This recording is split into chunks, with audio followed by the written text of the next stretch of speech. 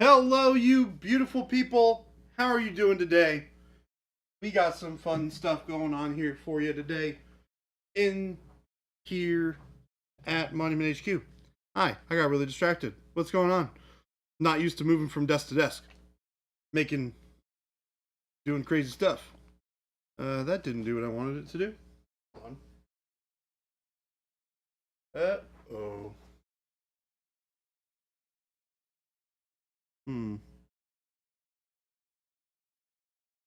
Nope.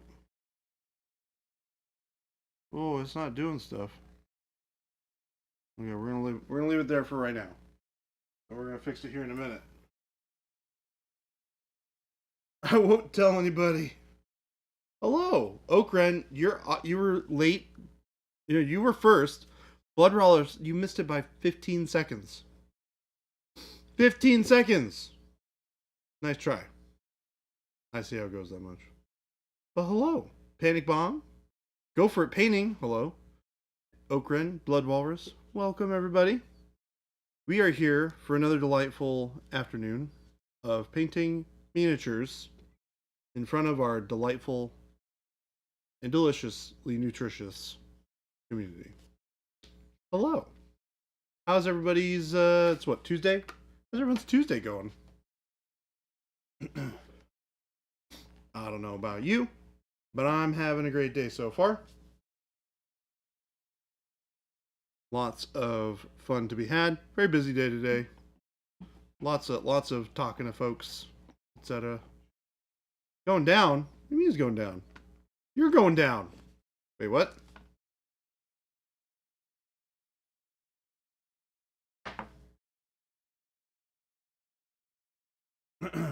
You just finished an approximate 5K and you're about to do quick leg workout? Oh my gosh, Red Spartan. I went to the gym on Sunday with Ruben, the paint beast, and my arms are dead. Very dead. They're like, it's jelly. But the nice thing is that too shall pass. It does not last forever. And we're going to the gym again tomorrow, which is exciting. I don't know how you guys do the whole running thing. I would actually be dead. Because I'm just a big fat teddy bear with lots of love.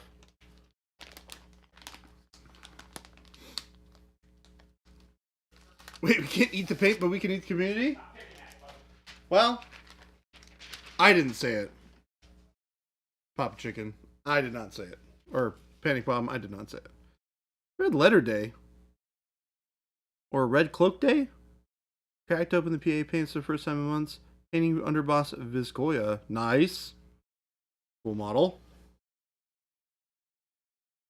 Well, we've got a special guest for you today. The man, the myth, the legend. I'm not special. I'm here all the time. I mean, your name is Slowfuse Gaming. Slowfuse, Mr. Slowfuse guy. Hello. My real person name is Jason. I don't. But really, I don't know what this slow fuse is, but I had no idea. My name is Jason. Hi. And I'm from Monument Hobbies. Hi. Hi. Also, Christopher broke it. I can't get Jordan Solo to work. You can't get what? You can't get Jordan Solo to work? Mm-hmm. Oh, it's because of this. Yeah. I couldn't fix it from over here. Yeah, you can. You can go to Switcher on this. Oh, what? You have to turn this off. It was that. That's why. I was zoomed in yesterday. I forgot you were zoomed in. Yeah. Yep, okay. Chris, you're off the hook. Never I just want to tell you I got you. I got you, baby. I'm not going to let him talk about you like that. Oh, I got love in my heart for that man. Lies. Whoa. Lies, chat. We are not Jenny from the Block and Jared. I don't know who the hell came up with that nonsense. That doesn't fly, right? That dog don't hunt. That dog don't hunt. All right. I think I'm going to be done with the face for right now. Okay. I got to figure out. The producer chair turned down so I'm not blowing your eardrums out. Hello. Hello. Carter Fur? Who is Carter Fur? your screen has disappeared, by the way. My screen? Oh, because it was on the Jordan Solo one. That would be Christopher. Hence the C and the fur. C fur. I'm gonna magically wave my wand of control and say everybody's names are what they're supposed to be. We're back to Giordano LaFontaine. Honestly, Jason. I love that. It's so funny. I laugh every single time you say it. It's so good. Giordano LaFontaine and Jason. It's funny too because my mom calls me Giordano all the time. Giordano? Yeah. Oh, nice. Yeah. I just swapped the I and the O. Yeah. And the D. They all kind of in different order there. My mom is always one to make those kind of like silly names up, like when she talks to me, and it's funny that you picked that out as well. Mr. LaFontaine. Mr. LaFontaine. Gabe did not find the tail. No, he did not. They did look for a while though. Mm-hmm. When I left the office yesterday, they were still out there pounding the pavement, digging in the dirt, panning for gold. They found no gold. If the hair on the model blended more in the black-white zenith, I'd almost think it was done. What, the hair? What? The model's done, or you think the hair was done? I mean, there's also a cat that he's painting. A bunch of Lazy, flowers. lazy bastard. He's only painted the face so far. I've only had like 2 Come on, hours chat. to do it. Come on, chat. Let's push him. Oh, God. This stream needs more metrics. Needs more metrics? All right, Metrics. Jason. How many models are you going to finish on a day-to-day basis? So this isn't about me. This is this is not about me. Love how I turned it around real quick for you. This is not about me. Well, there's different metrics for different performance levels. Oh, I got it. And those who have proven their performance levels at the ultra high level must continue to outperform their previous levels. Therefore, I see. Jordan must paint 2 models a day now. So it's better And to be underperforming. Well, we want the metrics to we want the metrics to be a push, right? We don't want you to get like too comfortable in how everything goes together. That's fair. So for you now have to paint 2 models a day, and for me, I now have to complete 2 models a year. It's fair. It's the same percentage of raise.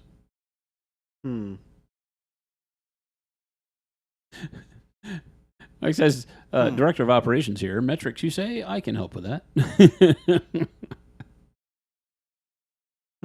I'm measured on the performance of my team, correct. I have to drive my team to perform so that my manager comes and says that I have also done a great job. My great job is based on the absolutely amazing job of my people. Sure. Yeah. I mean, that's actually true. This tracks. Without you guys, I'm crap. You're a delightful. I'm just a human pretty being. face. Well, you're also a pretty face. So, But you're also delightful. what's going on? What's going on, Sugar Rush? How's everybody doing? What is today? Tuesday? I had the same exact thought when I came here. I was like, pretty sure Holy today's Tuesday. guacamole! I don't even remember what day it is. All right, Jason. I'm trying to figure out what color I do these flowers in your hair. I don't want to go. I think magentas, pinks. I don't want to copy the box art. What's it on the box art? That. Oh, it's pinks and magentas? Yeah, her dress is like a burgundy, and the flowers are a similar color. They're in that kind of like red range. I was thinking about doing like blue. Doing that kind of like super weird fake. Like, Blues and purples? Yeah. Like that kind of watercolor look? Like they just kind of colors bleed into one another? That's an interesting idea. Be neat. Yeah.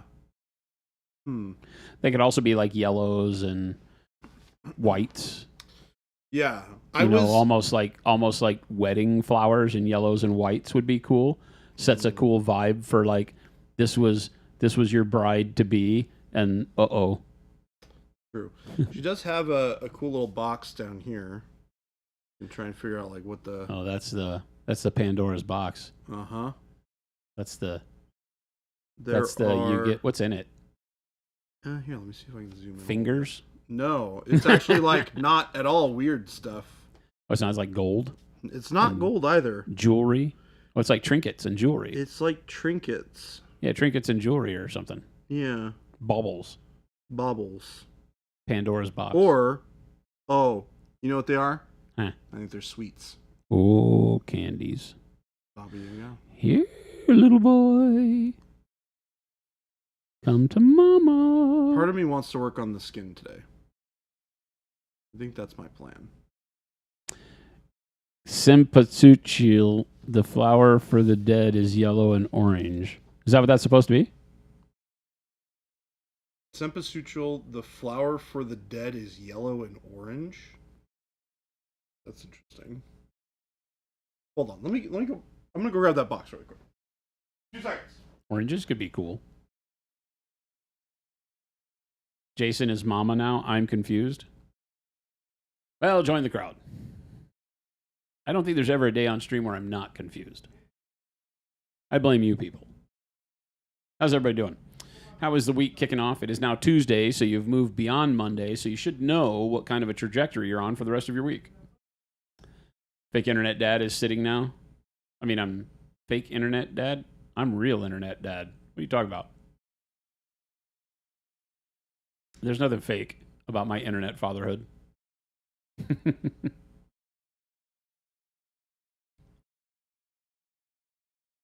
Alright.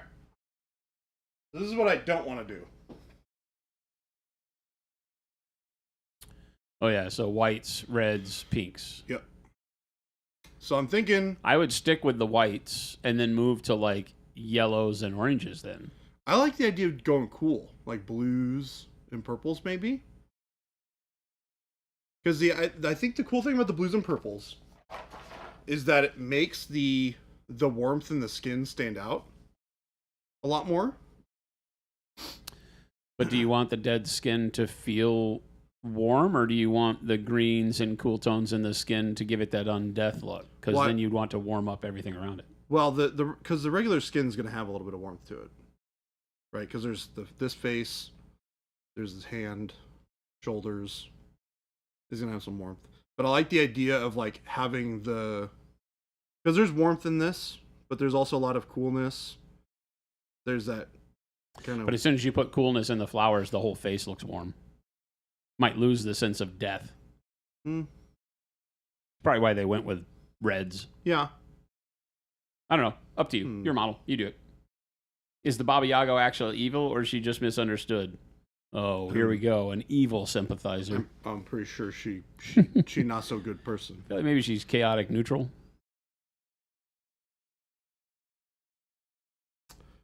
Is the pinwheel behind her not part of the model? It is part of the model. I just don't have it on right now.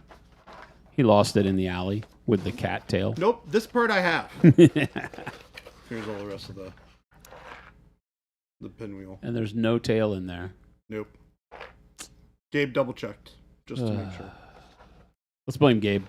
I'm down. Baba Yaga did nothing wrong. I need a bumper sticker. Baba Yaga did nothing wrong. So I think I'm going to do the rest of the skin. And then Papa Chicken says, from my perspective, she's got a cute cat and a box of yummy chocolates. You're not wrong. The cat looks friendly. And it is candy. Eep Jeep. Yeah, it's like the Baba Yaga from Carol Rudick. Mm-hmm. It's the bust version, not the 75 mil version. It's a neat model. It's a pretty. It's out of print. It is out. Before you get all excited. Well, welcome to any sort of miniature from this world. It's all things out of print. Garage print, boutique stuff. Yeah. So.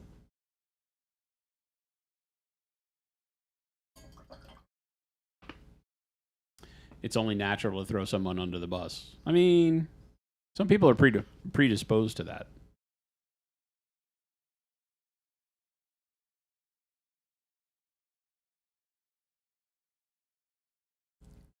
So I'm working with the glazes here.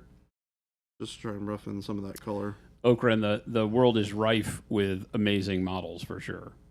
There's no end to them. Yeah, it doesn't matter. I love that fact of the hobby has grown from, obviously in my early years in the before times, the amount of models was very minimal, and they were all like D&D characters or BattleTech miniatures. And then it's grown to the point now to where it doesn't matter what you dig or you think is cool. There's a model for that, guaranteed.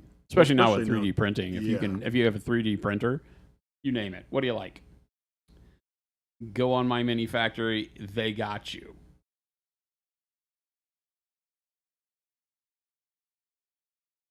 I like cute pigs playing basketball. Guaranteed there's a model for Guarantee you that exists. There's a model for that. Bought an over orange and burnt sienna. Nice. You already have enough colors to probably get that same leather color, but I always feel the need to copy a paint scheme I see online. Nothing wrong with that. If it makes it simple and it really ties it all and makes it click, go for it. No shame in that at all. Sugar Rush wants a 3D printer so bad, just wish you had a safe way to do it. What do you mean safe? Oh, like a spot where you're not breathing the fumes and such? Yeah. I would assume so. That's kind of the same reason that I don't have one. I don't have a good place to store it. And Mike bought a ton of models and never opens a single one of them. Are they just laying around? They are on shelves. Holy crap. When he makes the joke of him having a better store than most stores, he's not joking. Wells, what's going on?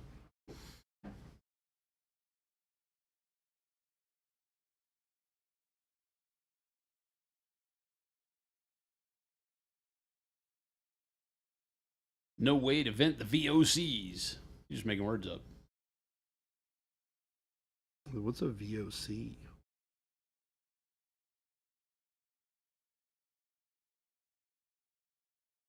Pig playing basketball mini confirmed. You found it? See? I love how somebody looked it up and found it.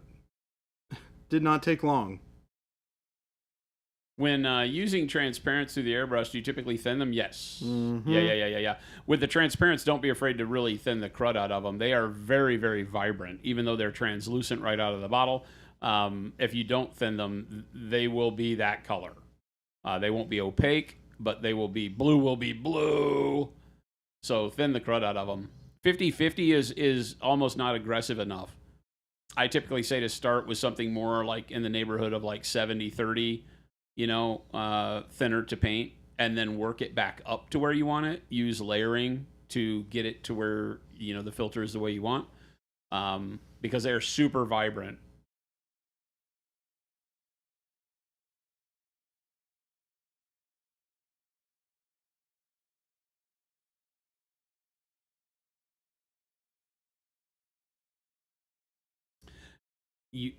You didn't find an STL of pigs playing basketball, but you did find a cute pic of a piglet dunking on a tiny hoop.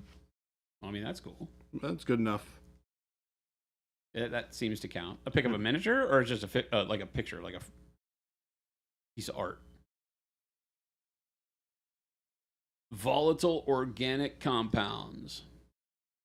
VOC. Oh, yeah.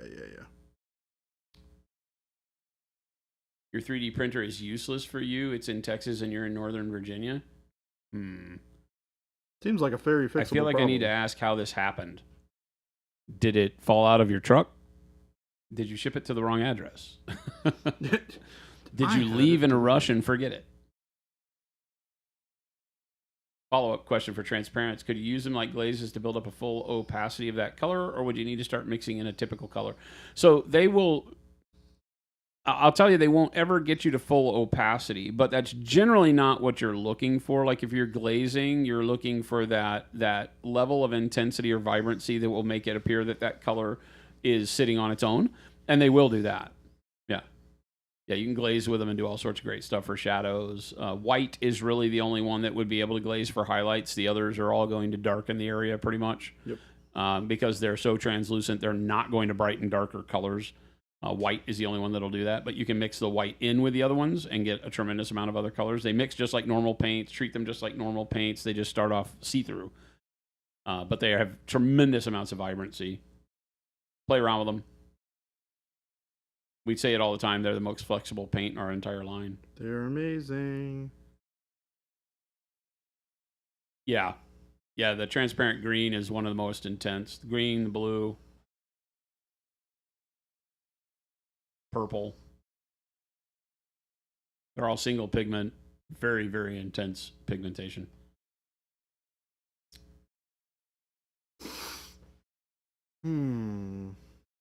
Mike found 4.28 terabyte of STLs on his computer.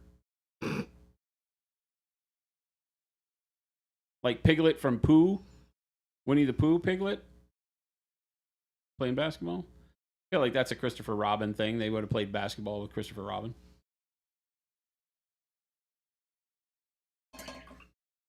Wattomaton says, "Are you in and out of state prison?"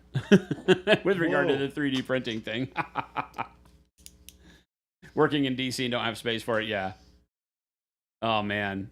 Left it with the parents in Texas. That's always a bummer, right? When you have to be departed from what makes home home, assuming that those are the things. Hopefully you got to take the things that make it homey enough for you in DC. Chuck, what's going on?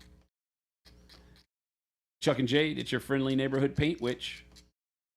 Did they tell you that they finalized their plans for coming here next year? No. They did.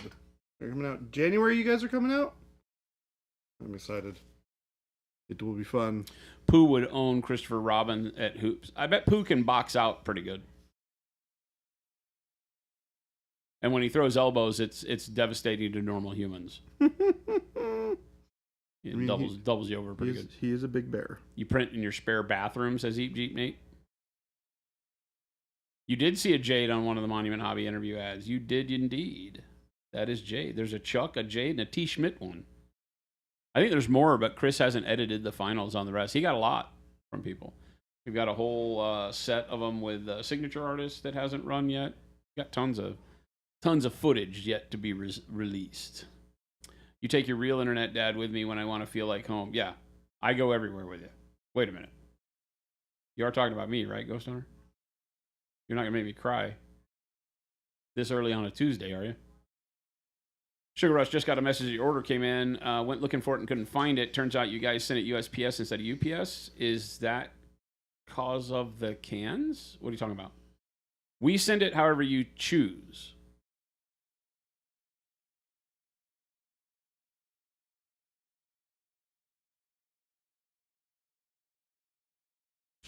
Sugar Rush. UPS standard ground can be one way, or UPS or USPS. I forget what it's called. Whatever ground is. I think they just call it ground. No, it's called select. Something select. Select. You're right.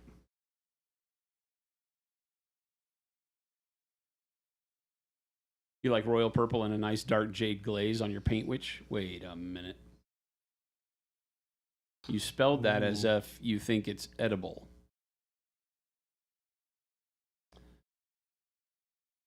Mike says, "Hey, Jordan, I know you don't likely have a reference, but do you have any thoughts around Citadel Auric Flesh's best proxy?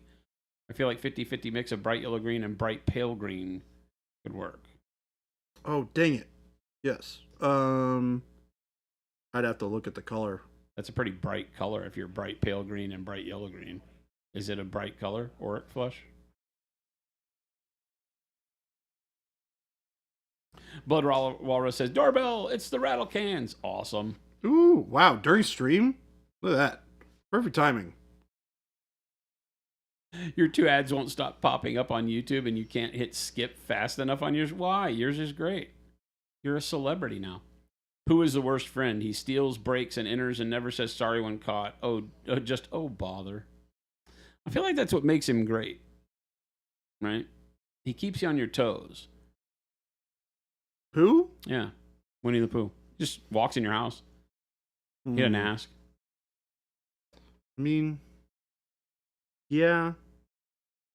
That's kind of a weird one for me. You know, just walking in unannounced. Eep Jeep ground advantage, yeah. Yeah, UPS can hand stuff off to USPS too. But you feel free to contact support and ask them. I don't know. But the support team can get you squared away. Oh, show. Do you have a tracking number through USPS and got it through the other? You can ship with UPS in certain areas that they don't deliver to. They'll transfer it to and they'll USPS. transfer it, yeah. But if he's selected UPS, then I would assume that he gets packages there from time to time. So, not something we can answer on stream. But if you contact support, the team will get you handled. That's a support question. They can help track it down.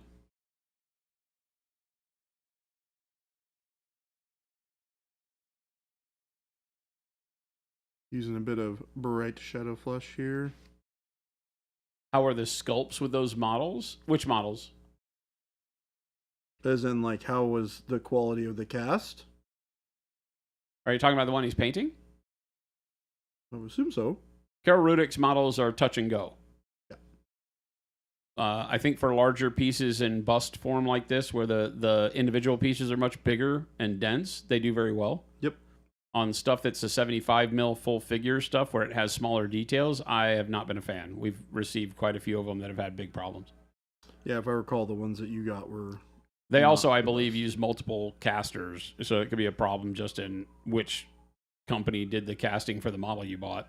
The sculpts are all fantastic, though, so if you could get a good one, and I have not dealt with customer service from them, so I don't know if they'll replace the parts. They're overseas, so I never mess with it. You know, the last thing, one of the vampires we got, all the fingers are broken off the hand, and it's like, well, that's a wasted model.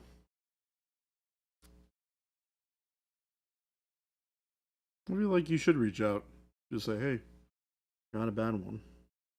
James Mathias says, my rattle can order is still awaiting pickup from the 10th. The post office closed over the weekend, remember? So what is today? The 15th? 15th, yeah.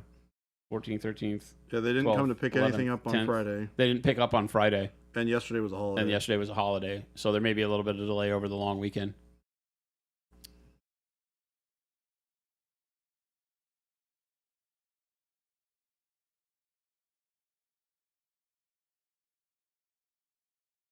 Silly Shelby. Blood Walrus, did you get a bottle of Wizard's Butt? You were one of the first, 20, 40, 50 people to order the spray cans then. That's so cool that we're starting to do that. Letting the Wizard Butt What Wizard's Butt did you get, Blood Walrus? The purple one? We have a new one. Yeah, did you get the green one? Where's my green one? We have a new one. Look at that. I used it on this model. Look at that. I do wonder how you guys feel about people comparing your colors to other brands, like what brown you guys have that's similar to Scrag Brown, for example. Oh, we don't care, but just understand I do not generate our colors based on other companies' colors. Yep. So that's frustrating, I think, for the community because so many paint lines make paint based off of GW colors. Mm-hmm. And we don't play that game. We don't care.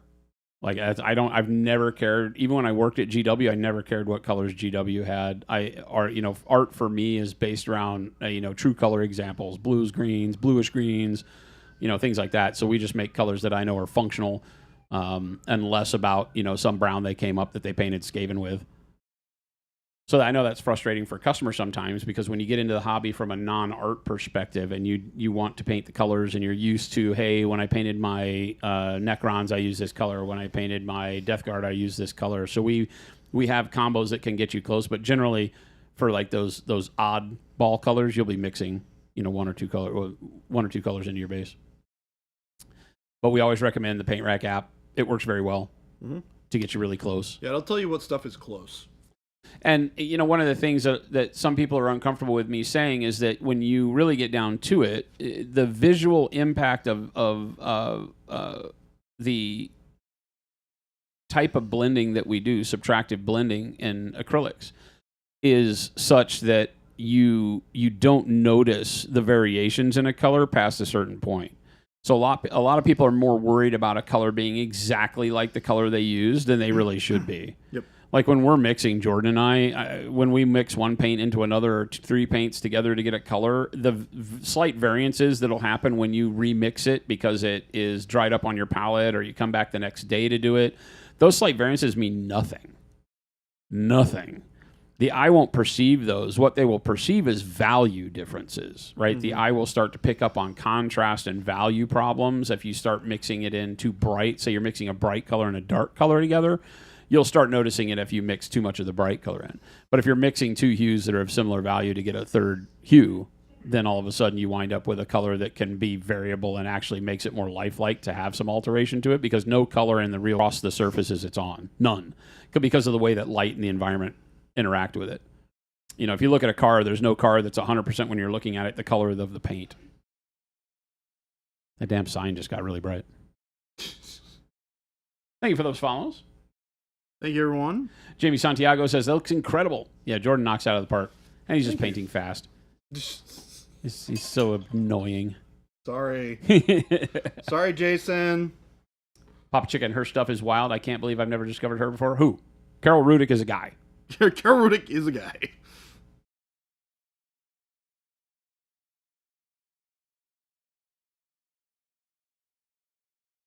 He does some amazing stuff. Big old dragons and stuff like that, too. Fantastic sculptor. To the bits, Ben, exactly. And a pretty darn good painter, too. Paints a lot of his own stuff. Yeah, I read Spartan. I forgot it was a holiday yesterday, too. I walked in, and boxes wall to wall here. Still are. Hopefully they're picking up today, or we will be causing much damage to the postal annex. Eep Jeep says, wizard's butt, question mark? It's a paint color we make that you can only get through special means. It has, it's all just very telling when it's like, it's the exact same paint, but it's... These are very clearly the same paint. Very clearly the same paint. What color is the wizard's butt anyways? Yes. Yes.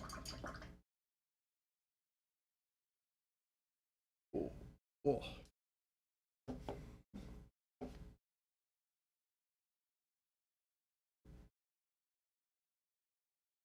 So I'm kind of just laying down a neutral skin tone base here. One of the things I really like to do when I'm working on skin is I'll build up a value of something that's, you know, generically skin tone, and then I'll do a lot of color shifting with glazes over the top of it to give it a lot more of that natural feel that you would have with skin, where it has a lot of different color to it. The greens and the blues and the yellows, etc. Jade says, Chuck is about to run outside to get the box. Check if we were blessed with a wizard's butt. Not words you speak openly very often, I bet.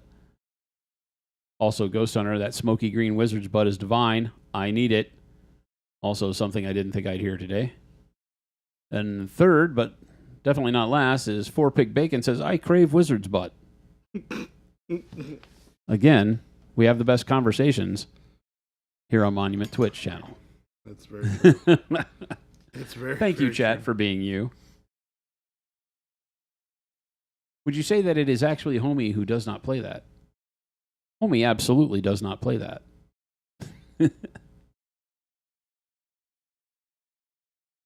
Was only Mike says it's not frustrating. Was only asking for the best things I can mix to try to get close. I have bad thoughts around and will give up if I'm just mixing blindly. You guys usually have a good direction. I just don't know the color.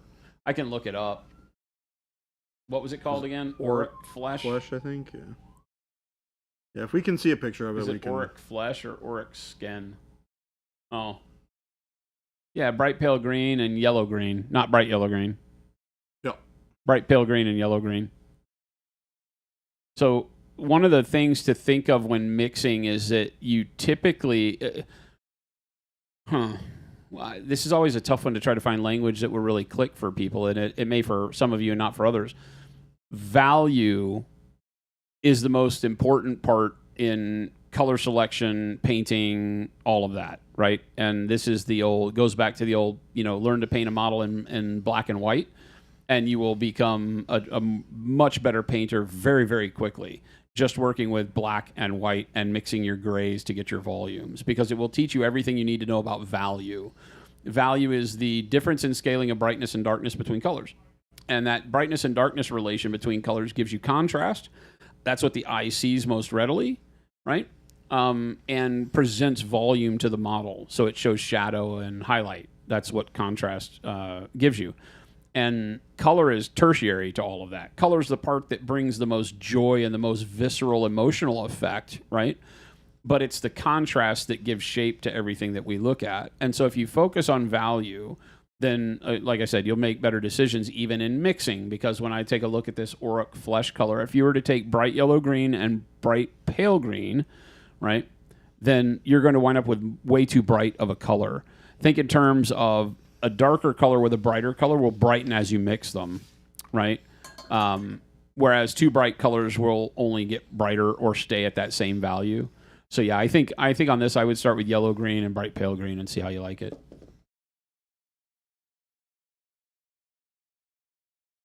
It's like a highlight color, right? They call it a base flesh, but that's definitely a highlight color. It's a base flesh color. They call it a base. What are they thinking? I mean, on everything I'm seeing on the well, they may be going with their base wash highlight kind of mentality, right? I never know. Like GW messes up the idea of art so badly with their language that it's tough, because I'll have a conversation and talk about base coats, and base coats are typically dark, but not when you're coming at it from that base wash highlight. You know, like you base it with a bright color, wash it to darken it, and then dry brush it to highlight it back up. And that's kind of that old GW beginner way to do things.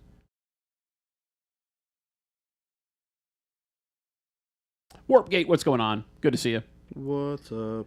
Went out to grab our delivery of rattle can spray cheese and realized it's already too cold in Wisconsin for shorts. Like you went out the door and we're like, whoops. Whoops. Red is red except when it's green. For some people, that's a problem. For some people, Jamie Santiago says, I just learned the color matching lesson recently. I'm painting new models of an old Army, and it's actually great to have the variation. It doesn't seem to matter at all. Yeah, it really doesn't. And you can go and touch up just your highlights on the older models to use the same highlight color as the newer models, and you'll be surprised at how they all look like you painted them exactly the same anyway. Just the highlight. You don't have to worry about the base color. Because, again, it's that contrast color that will really pull the eye in and make them feel like they're all just either dirtier or darker or brighter versions of the same thing. It's like you imagine lining up a bunch of red cars. And depending on who washed their car last, the reds will look totally different. But you could say, well, these are all the same factory color. But they may all look wildly different based on how dirty they are, clean, what light you're seeing them in, stuff like that. Papa Chicken. The bonus wizard's butt. Wait, I just lost it. The bonus wizard butt makes up for the rain that is preventing me from using the primer. Oh, no, blood walrus. Yes, 100% humidity, not bueno. Jade got no wizard's butt in the box. Yeah, it was only like, I want to say it was like the first 20 or 30 orders. Had to be quick on the button. And we don't tell anybody. We just kind of come up. I mean, I didn't even think of it. The crew, I think Jen came in and said, or I think it was Jen. Yeah, I think Jen said, yeah, we decided like in the first 20 we're going to, or maybe it was Gabe.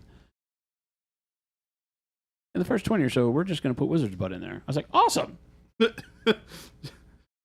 Jason always has this reaction. Mike says, I swear I'm never getting myself that butt. Another thing I never thought I'd hear. Maybe not never. I'm being a little harsh there. I didn't think that today was the day for all of the butt talk. Some of the friction transition from Citadel to PA is lower accuracy, which is GW fault, but I found more comfort in mixing and getting close enough for most folks' eyes. James? Is lower accuracy? How do you mean? Like that's the color they're supposed to be? Like back of the box lore? Because like lore for orcs is that the bigger they get, the darker they become. Is that a thing? Yeah. Yeah, that's why they had black orcs.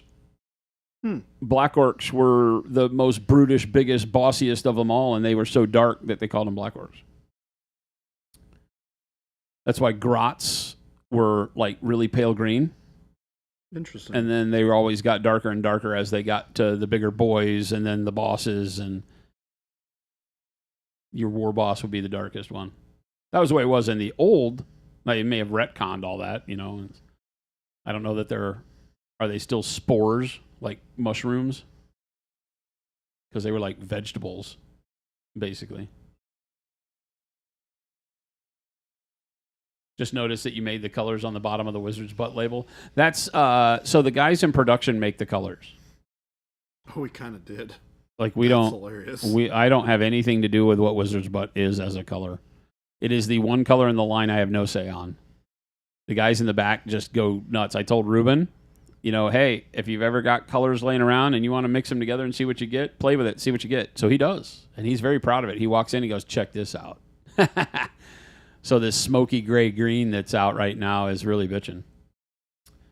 A neutral wizard's butt as opposed to a warm or cold wizard's butt.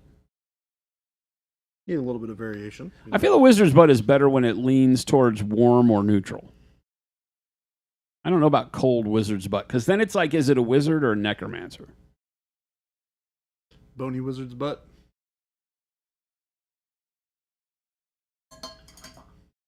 Necromancer. Ain't got no skin. No cushioning. Apparently the color of wizard's butt is healing bruises. You should make a transparent one called wizard's booty. Oh my gosh. Transparent wizard's butt. Duplicate butt colors in the box. You never know what a wizard's butt is going to do. I just got 6 of the same butt color.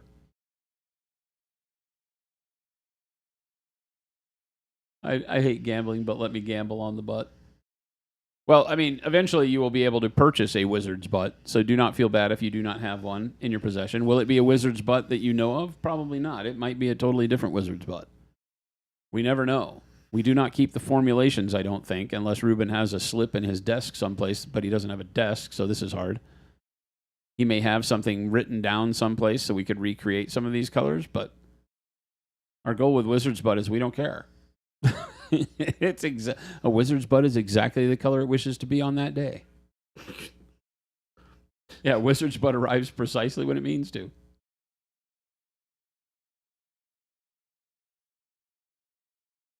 Clarkatron says I would settle for Nova Orange. Yeah, I don't know. I got to talk to our distribution lead and see if he's had any response back from our Canadian distributor and if they've ordered any of the Nova Orange. We don't force product down people's throats from distribution. We should probably do that more just so that we're taking care of you guys as the customers better. But we don't force the distributors to, pick up things because we let them make the decision in their territory if they think a thing is going to sell. Usually when they don't have it, it's because they missed the release and they didn't think about it. So the Canadian distributor should have some on the way, though. Ghost Hunter says, I will never change. Oh, you will. The one guarantee about people is that they change.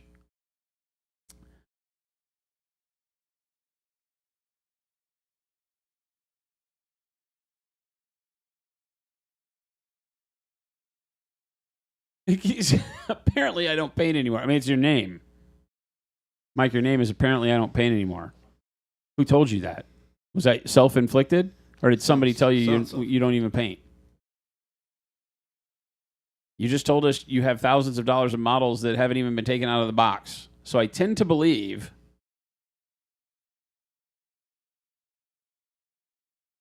I appreciate you doing your own thing with paints and not copying GW and the names aren't silly derpstick. Yeah. Well, I was having a discussion today. I think it was with you, Jordan, right? Yeah. Is that, the goal with... Sometimes you have to not reevaluate. You have to sit down and you have to remember why you do what you do, right? And we do that a lot around here. It's like, what is our goal? Our goal is to provide a really amazing experience so that you people can enjoy painting the way you want to enjoy it. And that doesn't come with a preconceived notion about what colors are supposed to be. I'm not writing... It's not that I don't think GW has good colors or other companies have good colors. I just don't care.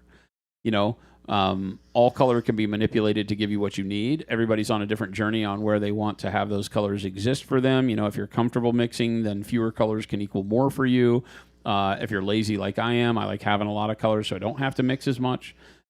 Everybody paints differently, right? I always say there's as many ways to paint as there are painters. We just want to make sure that the products we make provide you a tool that allows you to have the best experience painting. When you get done, you're going to love the painting experience. Our products are never going to make you feel like this was crappy. That's what we seek for. And so the colors are secondary to that equation, right? The quality is the primary thing, and the colors will work the way you want them to. I mean, we make colors that mix. The hobby has been had a dearth of paints that acted like paints for years and years and years and years and years. It still is. They don't mix the way you want. They don't look the way you expect those two colors to mix when they mix. So we decided to make paints that actually mix. I thought I would buy one Wizard's Butt bottle and Dark Sea bin. Nice. Dark Sea Ben's great.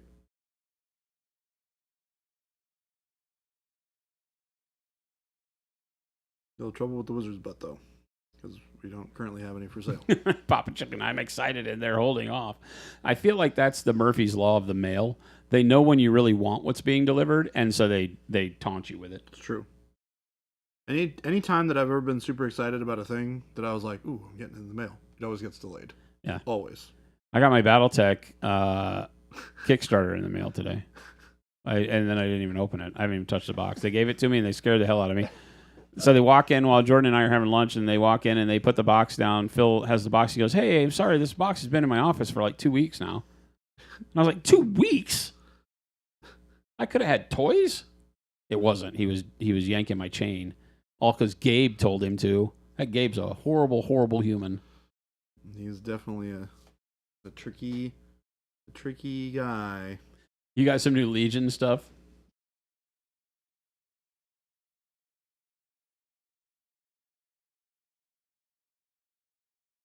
Red Spartan said GW's way is approachable for someone completely new wanting to get an army on the table. Oh, I don't have any problem. Yeah, the GW painting method for like base, wash, highlight, fantastic. The ability to give an outline that is very simple to follow on how to paint is great, regardless of the colors, regardless of the company. And then GW has always strived to do a good job of that because they're trying to get people to love the hobby. I think it's great, right? I think that I've always been one that says that things like speed paints cause you more problem, but the standard like base paint, wash, dry brush, that stuff is fantastic. We teach that. Same thing. Mm-hmm. I'm a fan of how approachable the hobby becomes when you can buy like contrast paints and prime the model and slop the contrast on and get a finished model quickly, right? Because it takes 2 of those steps and combines them into one. It also removes the knowledge of one very important step from the equation and will cause that painter a lot of problems as they try to progress, because they start to think that the base coat process does more than it really does. And so breaking out of that is a little more dramatic than it needs to be due to these new paints. But they provide a good resource, right? They get a lot of people into, I feel like I can paint an army, and that's cool.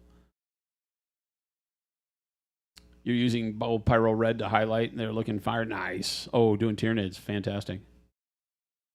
I'm in the producer's chair, so of course there's butt talk. Wait a minute. Are you saying that this is my fault? Mm-hmm.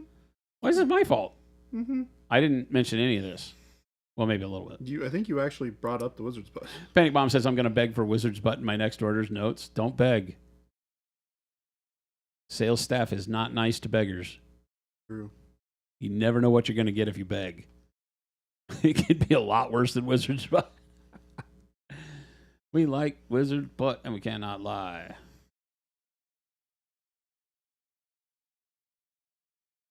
You never know when someone at Monument Hobbies will decide to be nice and you get a butt in the mail. Also true. Also true. Also true. How many companies can you say that of? They really love me. They sent me a butt. They sent me a butt. So good. Those so folks good. over at Monument Hobbies, they've really got my best interests at heart. They sent me butt. Oh, Mike, we love you. What are you talking about? Oh, Philip says, yes, orcs are still spores. Did you Google that? They're still the Mushroom Boys.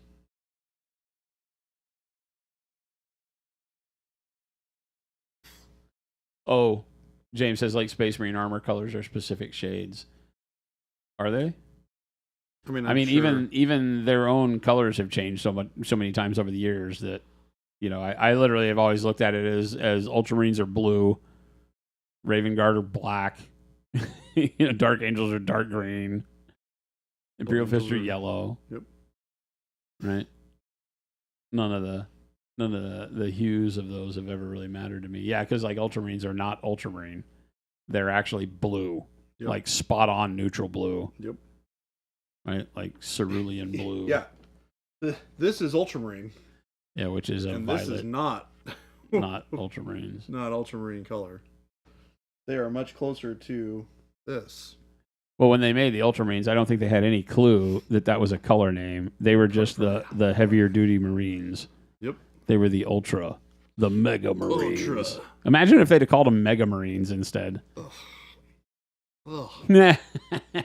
I'm not even a fan of the Ultramarines, but Mega Marines? Mega Marines. Aren't they the only ones that have the Marines in their name?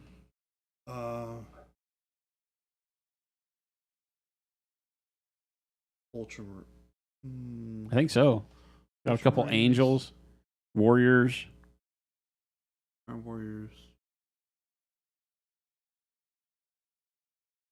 Yeah, I think so. Alpha Legion. Alpha Legion. The first, but actually the last. Ugh. Mega Marines was taken by the Royal Marines? What? Necromancer is just a wizard making friends. Creating friends. I guess making is the same. So yes, I like that. Reduce, reuse, reanimate. Fireball and then raise them up. That's brutal.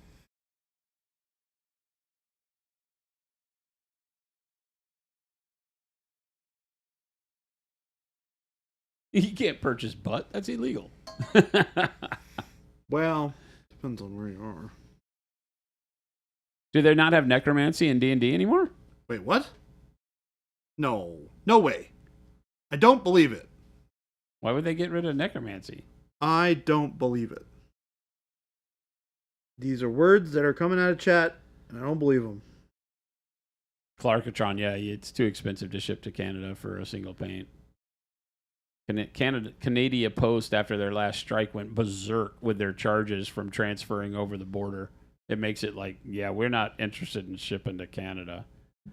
All the customers get mad because they also have this random way of charging you customs import. It doesn't seem like it has a set level. Some customers complain because they order like an Evo bag and they have to pay extra customs on it. And I'm like, I didn't think that was a thing. But I guess your GST has a level it kicks in at that it picks up and charges you extra. And then other people order a lot and don't have to pay any of that. So I don't know if it's provincial tax. I don't understand Canada. I don't understand. I don't really understand Canadians either. Just be further North America and allow stuff to come to your people without all the nonsense.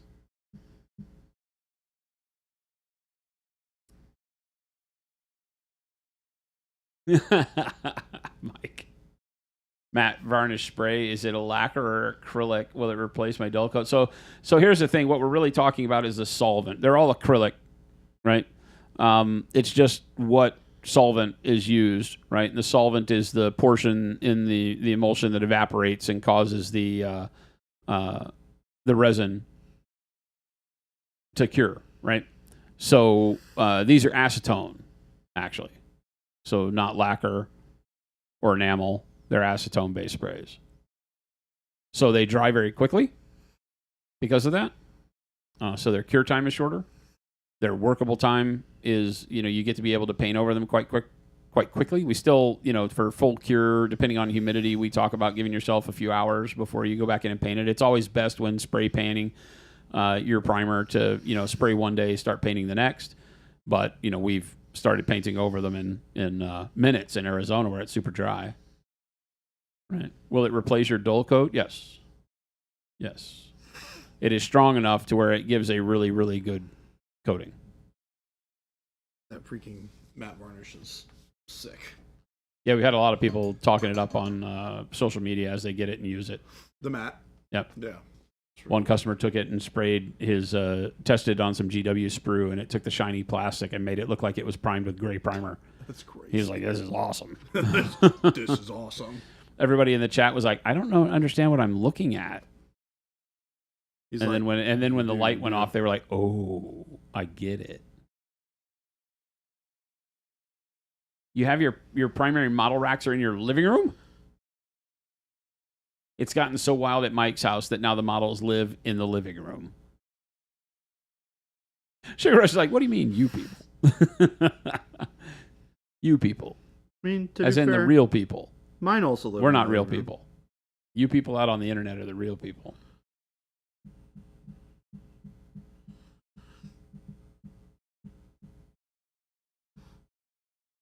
Ishmael says, Jordan, when's the next Heresy event in Arizona? I believe it is at the beginning of November sometime.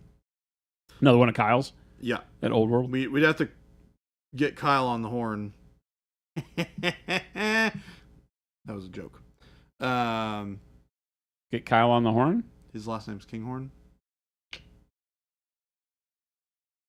Ouch. It was good. That was good. That just killed one of my few remaining brain cells. Right, we gotta get Kyle on the horn and ask him when that event is happening. Matt J asks, favorite use of Payne's Gray? Favorite use of Payne's Gray? Shadow. Yeah, base coat for everything, buddy. It is one of the greatest base coats. It's such a great shadow for everything, including even blue stuff. Yeah.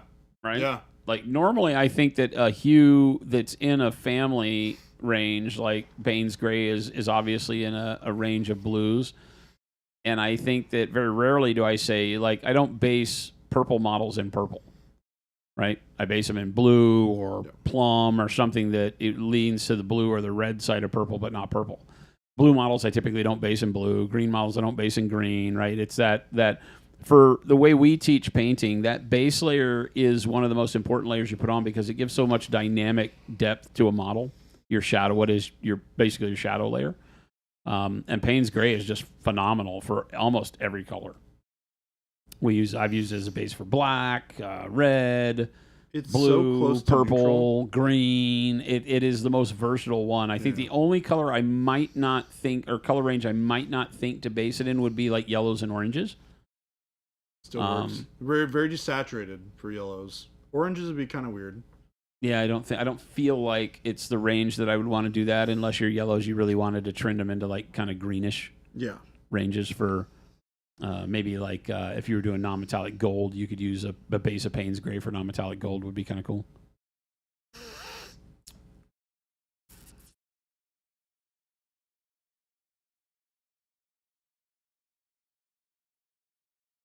Papa Chicken says, asking for a friend. Lie. That's never a way to start that. Painted a really awesome looking gray Battletech Mini. Used Noosh and got it all grimdark and rusty. Had to shift gears with the scheme and add white paneling and blue checkers all over. What's the smartest way to incorporate my Nooshiness on those again? Carefully dab it on the blue checkers. Oh, yeah. I mean, you can paint Noosh on in a detailed way and still rub it off the same way. Yep. So if you have, like, if you've nooshed a model and then gone back and reframed some of it, but still want to then bring that into a dirtier look, just go in and add a little bit of the same color noosh in that area and wipe it off. You have to work in a little tighter, detailed manner. You can't just do it blop on the whole model. But you can do it in small areas too, and it'll work fine. The trouble there is make sure that as you're wiping it off, you get it off of any areas it goes onto that were previously nooshed, because it will darken those even more. But you can work it to where you erase it 100%.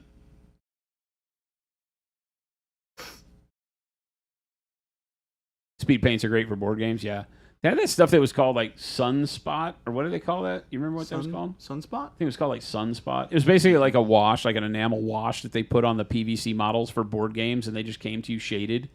Like a brown-ish wash, earth tone wash that they would put over the PVC, and you'd get them, and I forget what they called it.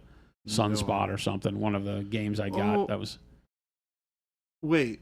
They coined some term that was really silly. Yeah, maybe I remember something weird like that. It was just a way that you felt like they were more complete when you received them. Yeah.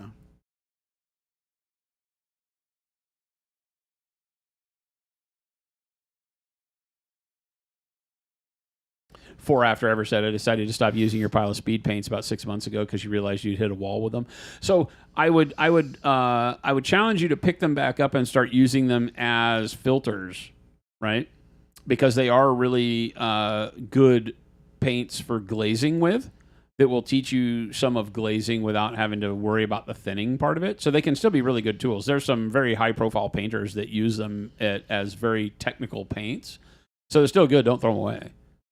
But yeah, you'll wind up hitting a wall with using them the way that they're sold to be used. Plus, unfortunately, the formula for them isn't great. With, its inability to fully cure, depending on humidity and things like that. It asks you to know more technically about paint for long-term use than most people care to know.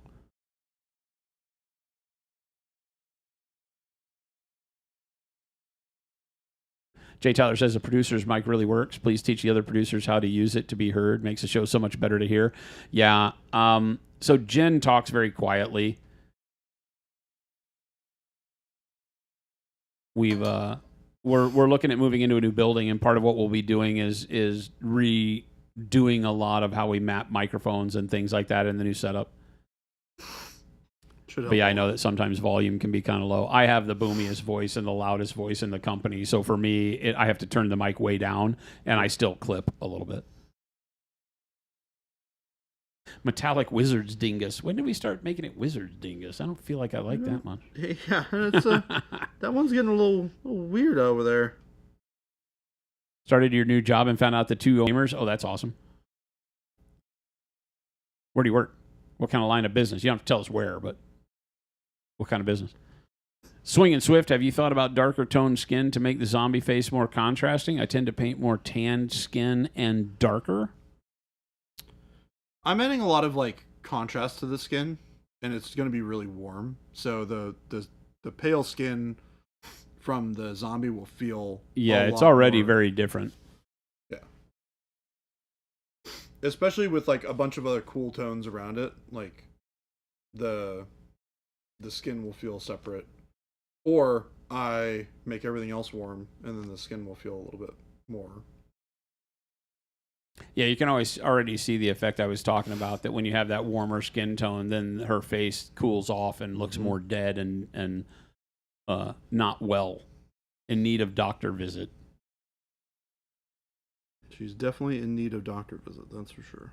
The dark turquoise and turquoise are great for Thousand Suns. Oh, yeah, amazing. Dark turquoise especially. Yeah, it's interesting that they kind of became more turquoisey over time, because they used to just be blue.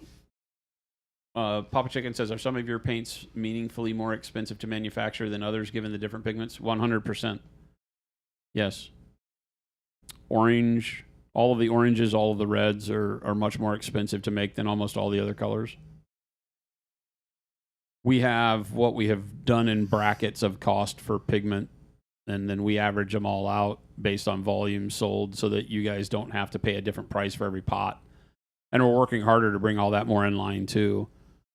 So over the next year, you'll see some pricing changes that'll make it easier for retailers and everybody else to know that when you come in, you just pay X for a pot of Pro-Acryl. But the Nova Marines, Nova Marines, that's a subchapter though. But yeah, in the subchapters, you get a lot that probably use the Marine term, Marines, malevolent, stuff like that. But yeah, there are definitely some colors that are way more expensive. Pigments fall into pricing brackets from the manufacturer that are typically like that too, and there's a broad range. There's over a dozen, but some of them are like specialty pigments that we would never use in our paints, like really crazy rainbow pigments and things like that are more for the craft world or specific coatings when you're making paints, for pearlescent stuff and things like that. So there's a lot of pigmentation that exists in worlds outside of just making art paint. Like if you were doing sparkly plastic molds, for toys or dog toys or silicone molding with pigmentation in it and stuff like that. There's all sorts of pigments that are not really for what we do that get to be very pricey. And again, it's a weird world because not every pigment can go in a water-based suspension. Not all pigments react well in water-based acrylics. That's something that I learned from you. Yeah. That I had no idea. Yeah, there's a lot of colors we can't make because those pigments work great in oils. Yeah. But you can't suspend them in a water-based. What's a good example of like a pigment that is like that? Blue. It's like one of the blues. Cerulean blue. Oh, interesting. Right, I believe. So we have to make it up. We can make a hue that is spot on the exact same color. Oh yeah. Yeah, but we can't do it with the same pigments. Pigment. Yeah. Interesting. No, that's true of quite a few pigments that you can get as oils that you can't do as acrylics. Well, it's all acrylic. So again, as a water-based acrylic. More like ultramaroons. Geez. Ultramaroons. Derpy McDirkstick in his blue ultramarine. Upside down Omega Man. Upside down Omega Man. Clip it, everyone. I don't know, man. I you know, the Ultramarines have always been a love-hate for me because some stories with them are just really, really good because they're just good generic bolter porn Marine stories. Yeah. And you don't care who's in them. And then other ones they paint them as being like these Boy Scouts and all of this, and I'm just like, you know, then it makes them hateable. So I don't know.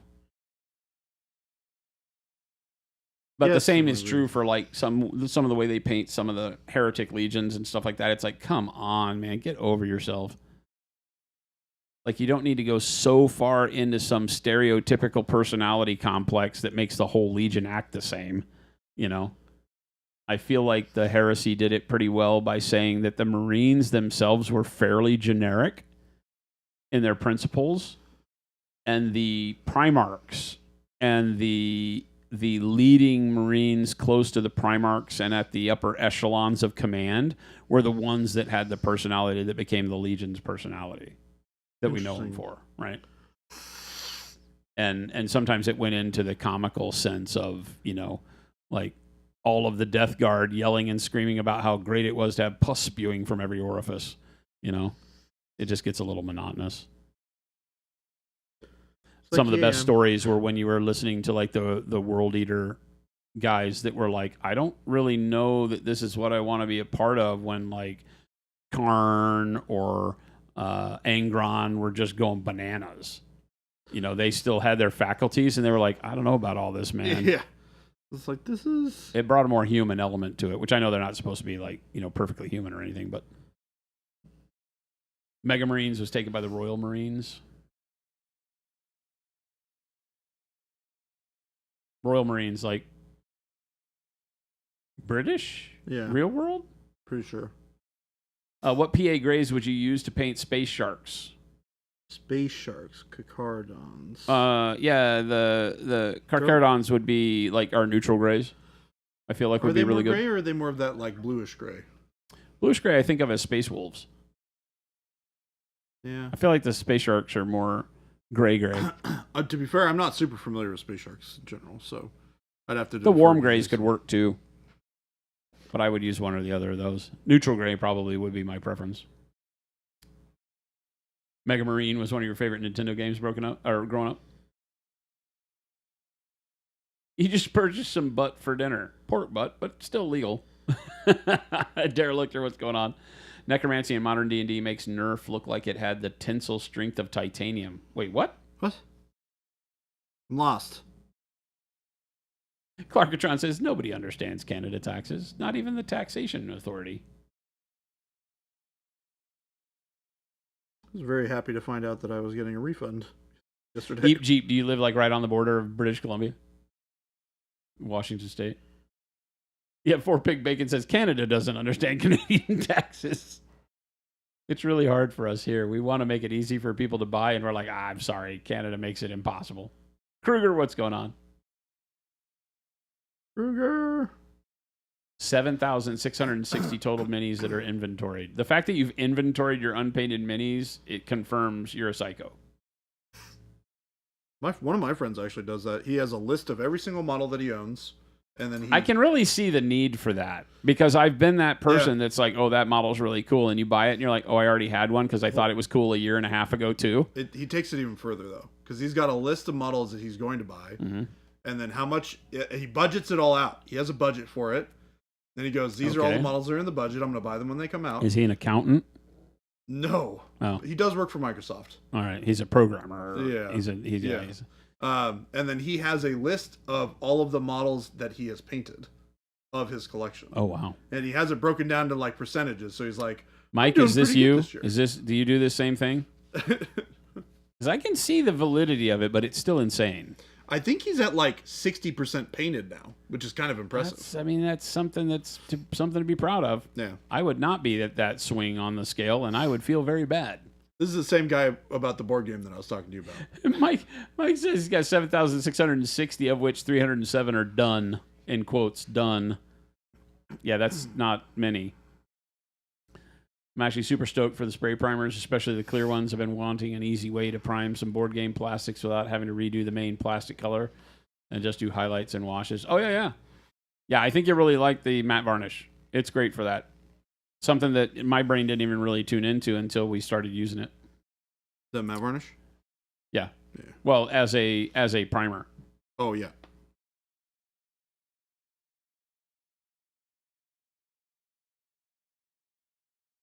Eepjeet said, "Did I hear you say new signature series?" No, I have not issued those words from his mouth. I was going to say, I don't think those words have come out of anybody's mouth today.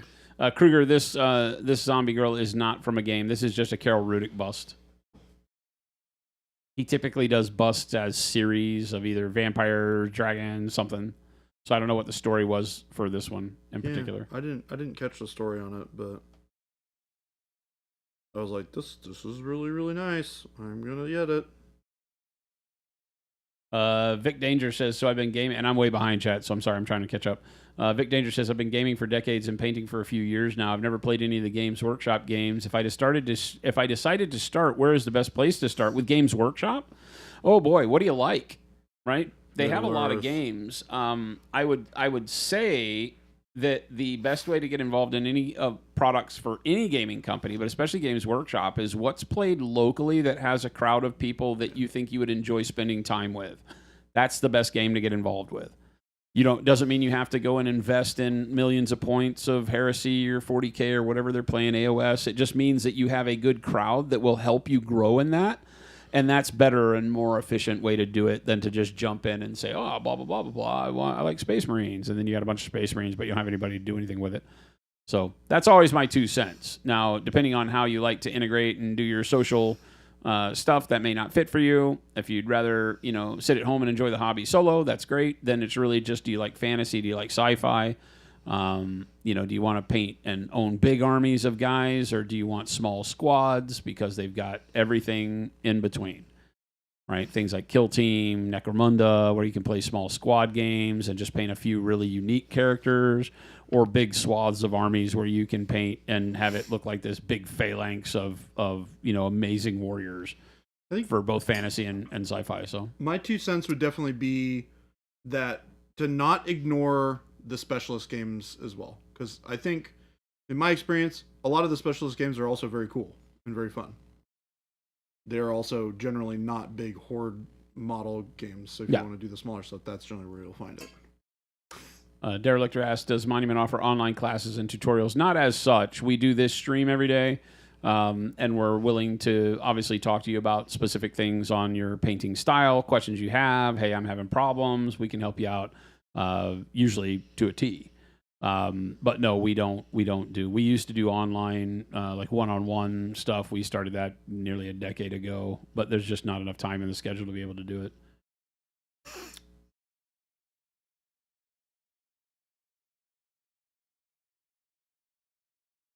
Yeah, man, I can't even imagine you trying to fit that into your schedule these days. There's no way. Nope. There's no way. Sundrop from Awakened Realms. Yeah, maybe that's it. Sundrop is what I think that name was.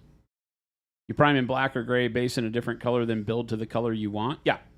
Swing and Swift, yeah. Prime in black because the first color that you lay down is your shadow base. It's your base color that pulls the whole model together, and that can be purple, and I base in purple a lot, and then I'll paint the model into red armor. But the purple becomes the shadow. It's a cooler shadow. Think of shadow tones as wanting to be a cooler color, meaning leaning more towards blues, purples, things of that nature, some greens, something that doesn't have a lot of warmth, right? You think in terms of when it's dark, it's colder than when it's light outside. So think in terms of where there's no color and it's darker on the model, cooler tones, where there's more light, more warmth than warmer tones. In general, that's a 50,000 foot level of painting in general scope. You can alter that, turn it on its head for all sorts of crazy effects and get great results. So don't consider that's the de facto definition. So you start with a black or dark gray base, then you put that base coat over it. That base coat will inherit some of the darkness of the black, so you'll get a really good shadow. And then you start building your color up towards your lighting source. So in a typical model where you're just trying to get it done, in what we'll call normal quick style, then you would start building your light towards the top of each area, right? Because you've got the light coming from above, shadows from below, and so it gives you kind of a really good directive of paint by numbers method to attack your model. You put the shadows on first, and then you paint to the light. And by doing so, you're constantly retreating your steps. I don't know that I know we didn't take the excerpt yet, or maybe we did. Gabe would know better than anybody. We have an excerpt in a video a couple of weeks ago where I sat and showed everybody how to move through color staging from dark to light in what I call the 50-50 method, meaning that you paint your base coat, and then on every specific part of the model that is that color, you paint the next coat on 50% covering the area of the previous coat, and then your next color goes on and covers 50% of the previous color, and then the next one goes 50% until you get to the point where there is no more 50%, and that's when you should be at your highlight color. So you start to gauge yourself. You run out of space to paint, and when you run to that last little bit of the edge, you should be at your brightest color for that stage. And then you move on and paint the next part the same way. Darkest color first, then you 50-50, 50-50, 50-50, and you start, by the time you've done 50% of 50% of 50% of 50%, you've retreated to where there's no spot to put paint. You've painted your brightest color, you move on. And then you slide that scale. So sometimes it's 80%. I cover 80% of my shadow layer. Then I cover 80% of that, 80% of that, 80% of that, 80% of that. The bigger percentage of your previous color that you cover, the more colors of paint you will be using, the more detailed of blends you'll be doing. So think of it like that. And we did that, and the plan was for the team, the production team, will be taking that excerpt and putting it on YouTube. I just don't know that that's happened yet. We had a big release of our spray colors last week, so I don't know that they've gotten to doing that, but that'll be coming soon. Source asks, why am I not painting today? We're moving into a thing where it's easier to focus on one painter, and so our goal for the future is to have Jordan and I switch off who's producing and who's painting. So we'll take a project, like he's starting this project, and we'll walk along throughout the course of, say, a week where I'll produce and talk banter and keep chat going, and Jordan can step us through the way that you see a project develop. We'd like to try that and see, it should garner a lot more value for you guys and gals to just see the process. Because with two of us on the screen, we've gotten a lot of feedback that sometimes it's a little wonky for paying attention to what's going on because you can really only process one side, but you're interested in both because we're not doing the same thing. I'm painting armor, he's painting fur, and you want to learn both, but then you'd have to go back and watch the same stream twice. So we're going to try it like this for a while.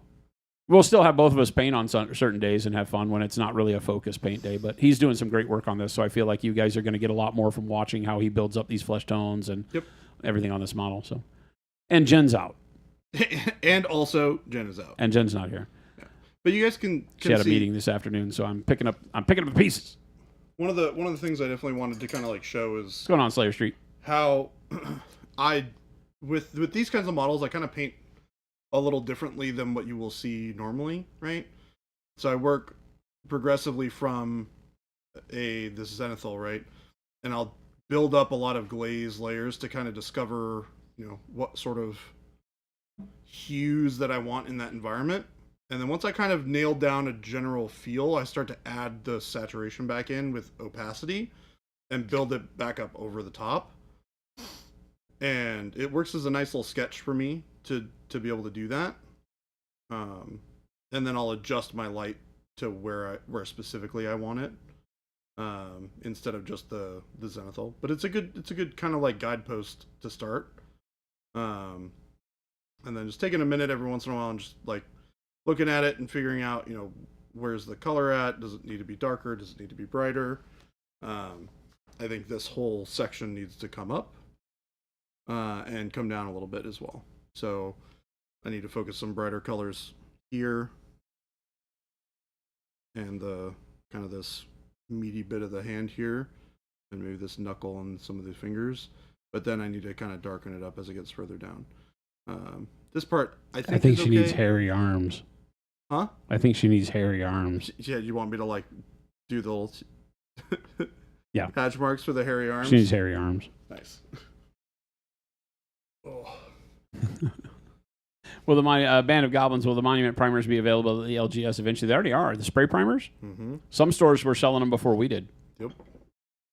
All of our retailers had the ability to pre-order the primers prior to street date. A lot of them don't. I'll be honest with you, only about 30 to 40% of our dealers ever take advantage of that pre-order. And the rest of them wait for you to go kick them in the shins and say, hey, they have new primers. You should buy those. It turns out they have a lot they sell. So sometimes it's hard to get mind share at them. But yeah, it's available. They can order it today if they want. A lot of retail orders going out the door today. Kruger says, how can I earn a discount code for your store? We don't do direct discounts very often. It's not how we build it because of our retailers and our distribution partners, but you can get discount codes through a lot of the retailers. We'll discount up to 10% off of retail price. On our own site, if you buy individual paints and individual brushes, after you add 8 or more paints to your cart, you get 10% off your whole order of paints. And with brushes, it only takes 4 brushes. So if you buy 4 single brushes, you'll get the discount to make it more like the sets in cost. Discounts beyond that are like you can win gift certificates on various streams from our monumentals. All of our monumentals have a 5% off code that they can give. So if you go and check out some other streams, Zambies, Whittle Goblin, Kenny from Next Level Painting, Spiky Bits has got one. There's a ton of industry partners that are out there in our affiliate program. You can go to our monumentals page on the website and see links for a lot of them. And their content usually has a 5% off. Vince Venturella's got one. You know, so if you watch any of their YouTube videos, they usually have a code listed in the description or at the tail end of the video. And that'll get you 5% off of order all the time. You can reuse it as many times as you want to. It's a constant 5% off. So yep. Those are available, but we really want you to go support those other content creators to retrieve that great discount.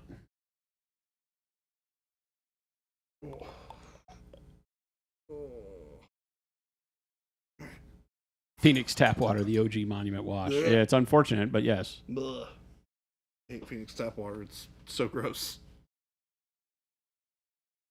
Bring back tap water from Seattle. It's so much better.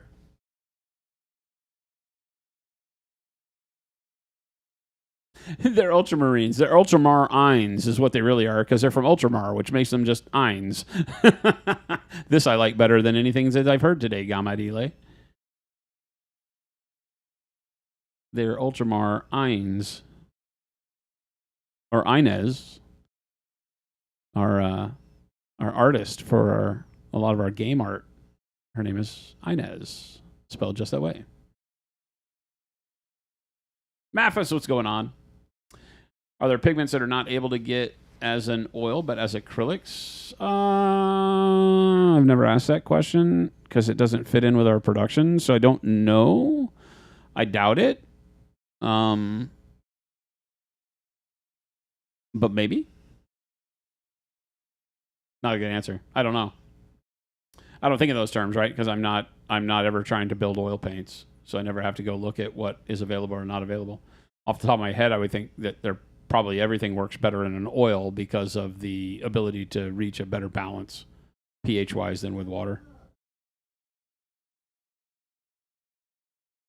Came for the painting, stayed for the critical lore. Chewy boots. We talk about all sorts of stuff here. Critical lore. Eventually, we'll talk about bad books and how much we hate nerd movies lately. Oh, God. Don't get me started. They've all turned into fan service nonsense. The worst fanfic you can see on Yeah, right? I feel like all these movies are just bad fan fiction.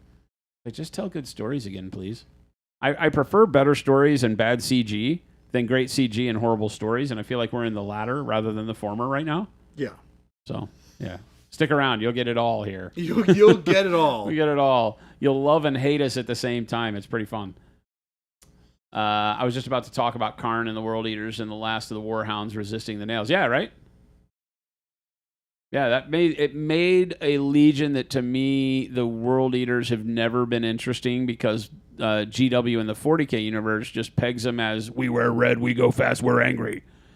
And it just feels so trope, you know? It's exactly what we're talking about. It's just bad fanfic. I know they own it. They can do whatever they want to with it, but it's like come on, guys. Like, put some depth to your characters, right? And it's why everybody finds the word bearers so hateable because they put some depth to them. They're conniving bastages, but they have a depth to their conniving that you never know where they're coming from. It's true. Right? They're just always the bad guys. They're always Like, the bad guys. The bad guys and the good guys know that the real bad guys are the word bearers, Erebus in specific. And so that, that's a much better telling of a character story in the world of Space Marines. The rest of them get very one-dimensional. And it's sad because it should be so much better, right? Thank you for the follows. I love how it's Erebus and not like Lorgar. That's the best part for me. Is like Lorgar is not actually the guy who was causing the most problems. Lorgar was the vehicle that Erebus was able to use to get his will done. Mm-hmm.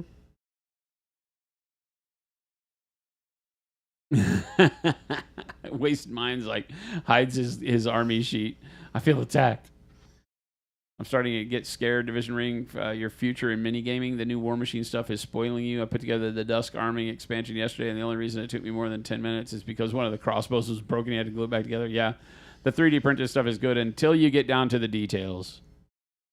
The details get really soft. I was super excited until I wasn't. I was like, wait a minute. Some of this just goes away.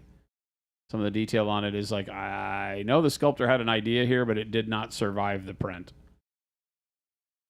You're looking at Arena Rex and Malifaux stuff that's sitting unassembled. It's funny. I have an Arena Rex crew here at the office. So do we. We have two. One of them is the same one you have, although I think some of your characters are different. They're the same base 3, and then I think you have an extra 1 or 2. Yeah, I have the Nero with the bull, which I think you also have. Or Nero is the bull. Septimus is the guy's name. Septimus or something like that. And then Nero is the name of the bull. But I have Septimus and Nero. But Forever After also has a spreadsheet of all his models. I can see the value in it. I just think you're all insane. You're just all insane. You're just all insane. Made an inventory of my unpainted minis too. It's 12. Oh, DiCaprio, now you're just bragging. Now you're just making all the rest of us feel bad. You only have 12 unpainted minis. How many total minis do you have? If it's under 20, I don't feel bad. If it's in the thousands, I'm just gonna go hide. I'm good. Yeah, I'm not sure that there's a better. Big Bob, what's going on, man? I appreciate the concept of look at how much resin I'm getting, but I can't imagine wanting to paint an entire zombicide box. You have 4,000 zombie pose number 3. That's the thing that really bugs me about those games is that it's like they work on that scale of 125 minis for $125. It feels so Dollar Tree because when you look, there's only 6 sculpts and 125 minis, and it's like, come on, dude. I am never gonna paint those games. I bought Hate, right? God. Yep. Hate, as a board game, had 150 some odd minis, right? Yep. And with a max of 2 of any sculpt, which I thought was phenomenal.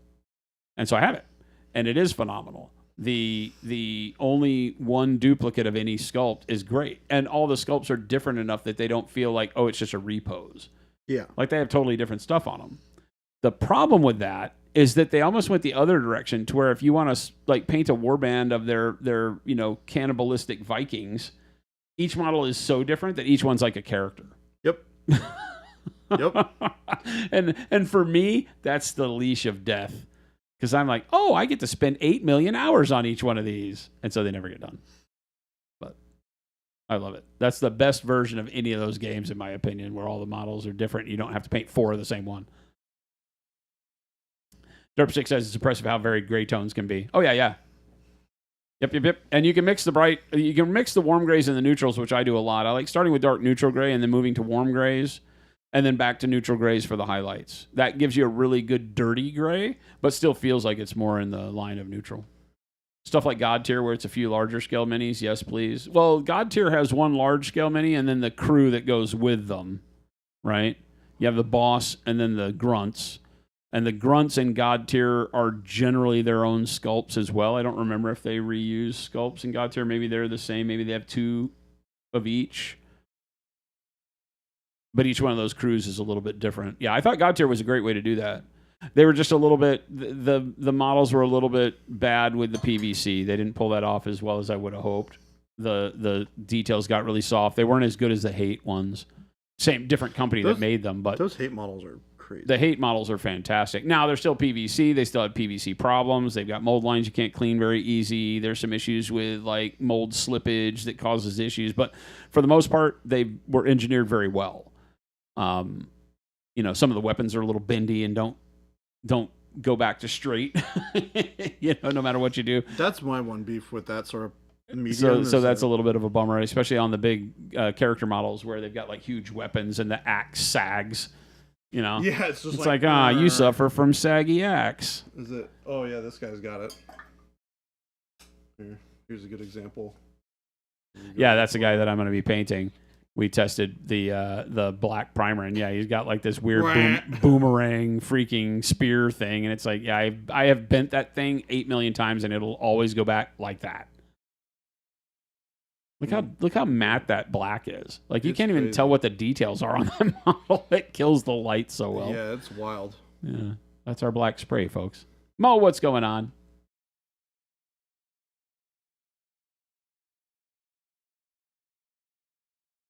Papa Chicken, yeah, the Discord.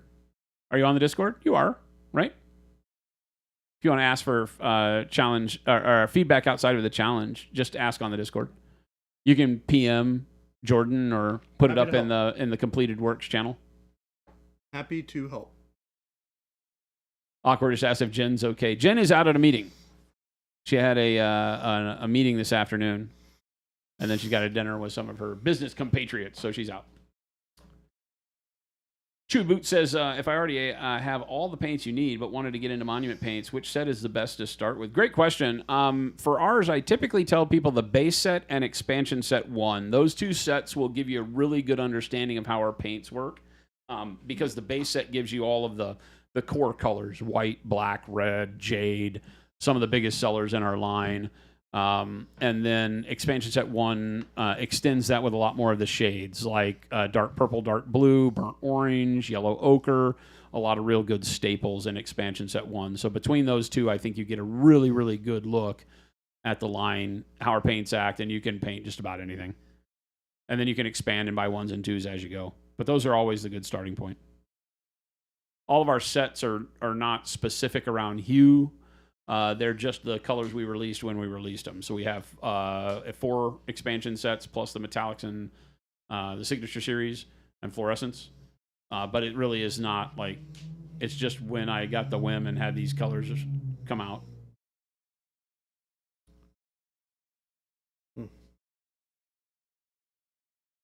Boy, I'm behind. I need to get caught up here. 12 minutes. I've been a steady 12 minutes behind the entire gosh, stream. Really? Oh, stream's very active whenever, especially when I'm sitting in the producer's chair. We get a lot of really good conversation, so I love it. It's true. Your LGS had no clue about the canned primers. They are very new to your product. That's probably YD Fresh. Yeah, they can order them. Yeah, we do a big email blast, so they're probably not used to the whole pre-order mechanic. When the email blast goes out, it gives them a link that they can do it. They'll get used to it. Our sales team usually is good at coming around and bringing everybody on board. It just, if they're new, then it takes a little bit to get used to our process.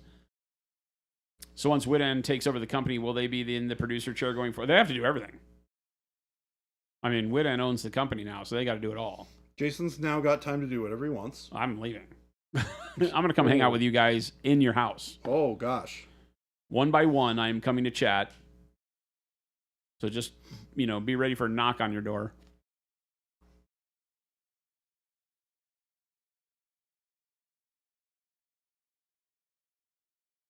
Phoenix tap water is still better than Dasani. Is it?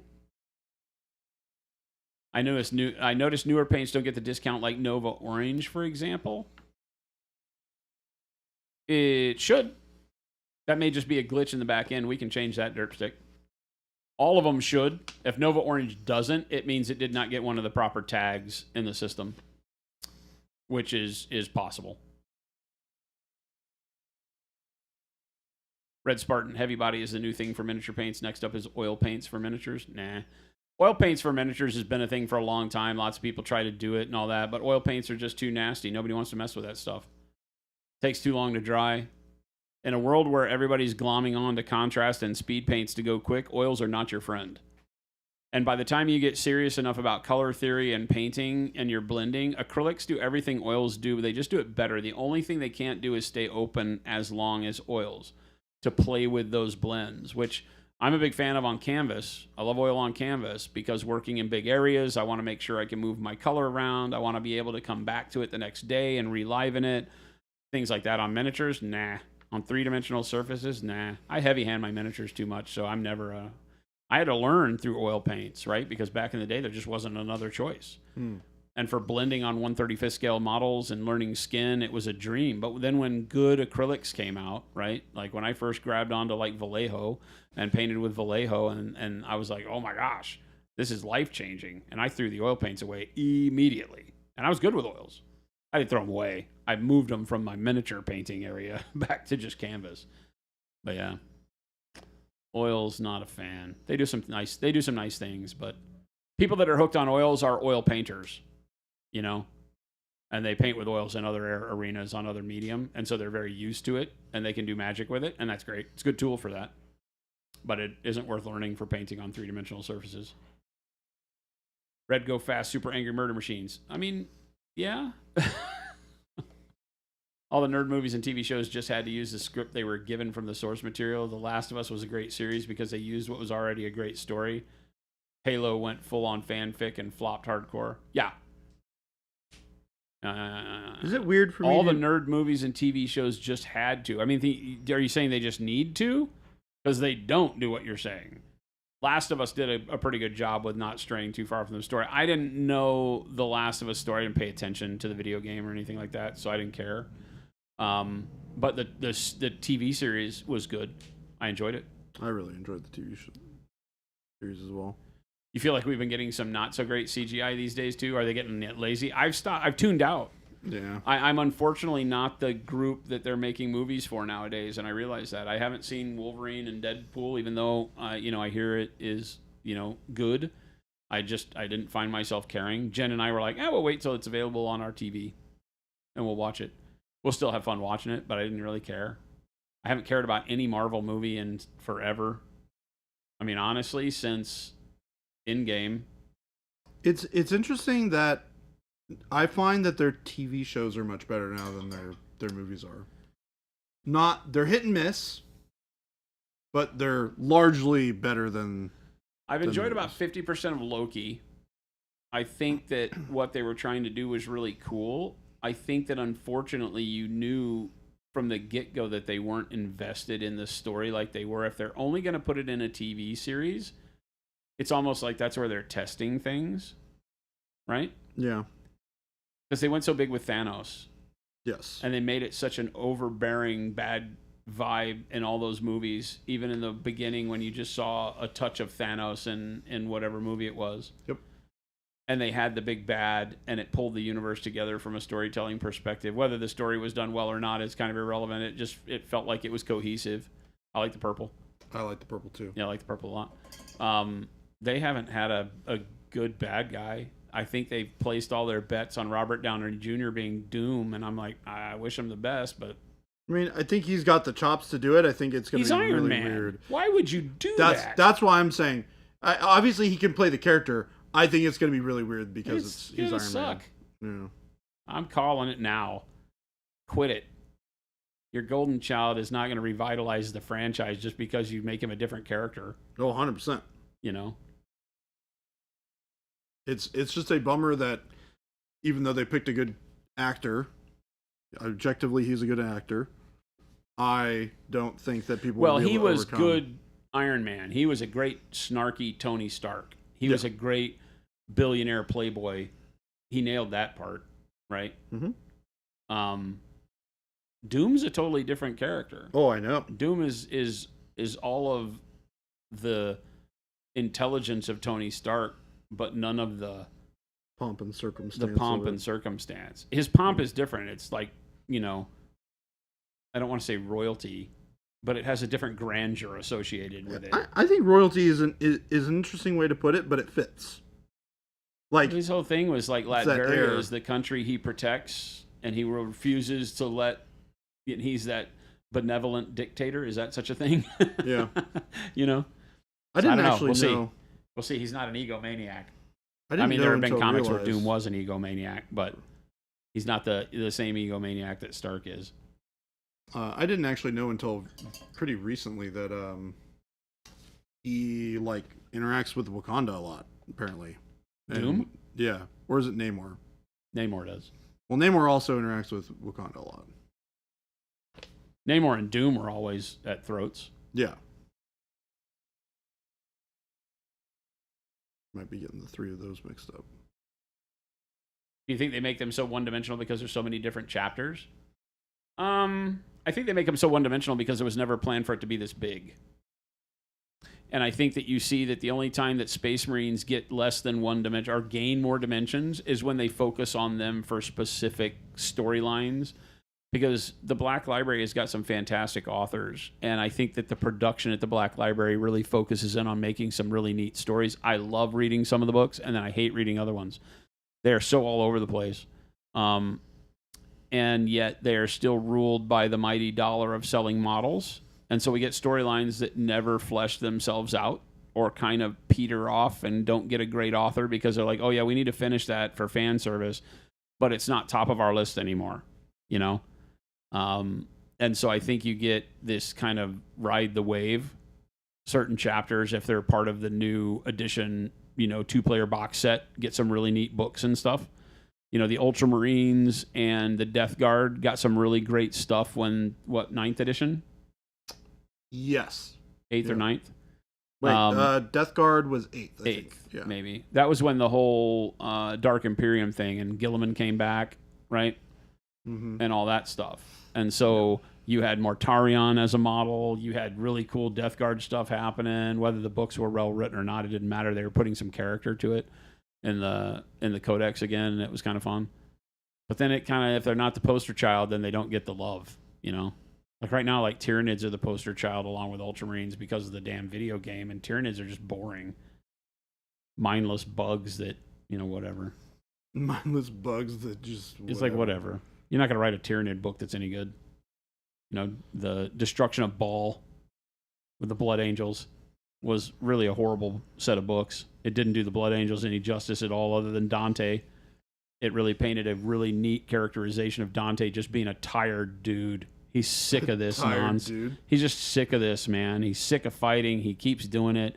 And at the end, it's so heartbreaking because Gilliman says, you can't die yet, my friend. So they put him through the Rubicon Primaris, right? Because they need him to be the defender of that side of the galaxy while Gilliman goes back to Earth and defends everything. What is Gilliman doing back on Earth? And so Dante is now charged with, being the head boss, for that end of the world. And he's just done.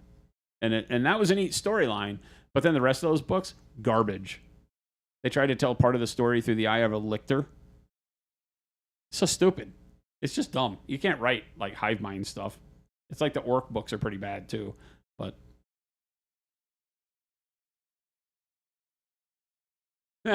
Red Spartan says, "Can I pretend I only have one Space Marine army that's totally painted for different for each company and not different armies? You can do whatever you like." I would love to hear that you have every one of the Loyalist chapters in full. That's what I want to know. Oh my gosh. It's like that guy where we saw like he had his Ultramarines and he had all of them. Yep.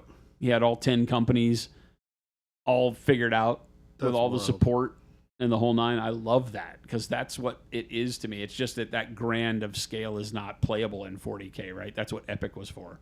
And then the models just aren't cool. So it's always been this weird dichotomy. You want these big sprawling battles, and all you can really do is put like at max 100 models on the table. Did you see the Dark Mechanicum spoiler? I mean, I saw the models. I wasn't impressed.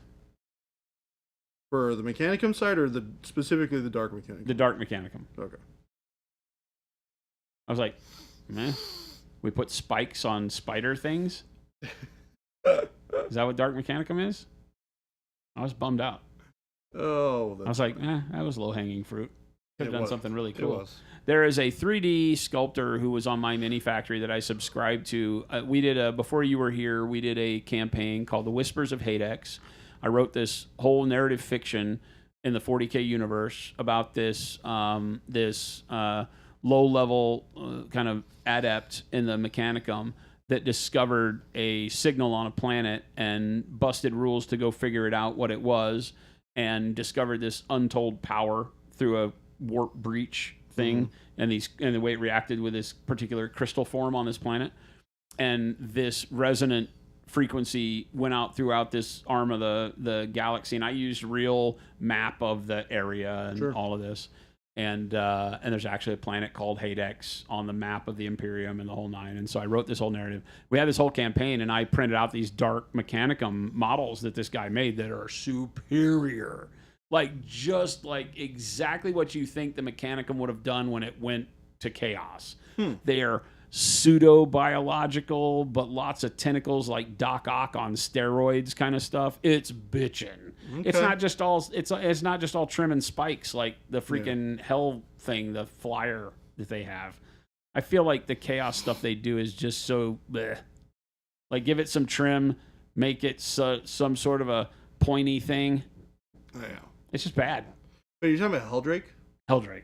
Is that a Mechanicum thing? No, it's just what they do for chaos. Anything that's chaos gets that trim and spiky Yeah. nonsense on it, right? Yes. It's just it is a Mechanicum type thing because it's just a automaton that is like that. Like the Hellbrute's the same way. The Hellbrute is more organic and feels better in the way it's all put together. But then I think the best thing they have is that big spider walking thing that has the dude that rides it. It's another Chaos Space Marine thing. Oh, wait. Not the dude that rides it, but he is part of it. No, he rides it, I think. I'm pretty sure he's part of it. Oh, is he? Yeah. Oh, okay, maybe. I could be wrong. Because I think he's like pseudo-Mechanicum type guy. I don't think he's riding it. No, he's just a Space Marine. I mean, maybe he is like a Tech Marine. Interesting. Maybe that's the backstory. I never paid attention to it. It's just a neat model. Yeah, it is cool. And then they have the littler spider drone things that are part of the chaos cool. thing too that felt more Mechanicum to me. Yeah. You know? But I thought like and I get that that's probably why they're doing that, because the Dark Mechanicum is what has supplied the chaos side of things with all of those tools. So now they just make them more spiders. All the demon engines. Meh. Yeah. Which is funny because I dig the spidery type motif for them, but I don't like spiders. Meh. And they didn't even do them well. It's like, meh. Yeah. Oh. You have hate, but it's in Texas. Oh, it's not. Red Spartan's like, it's not in D.C.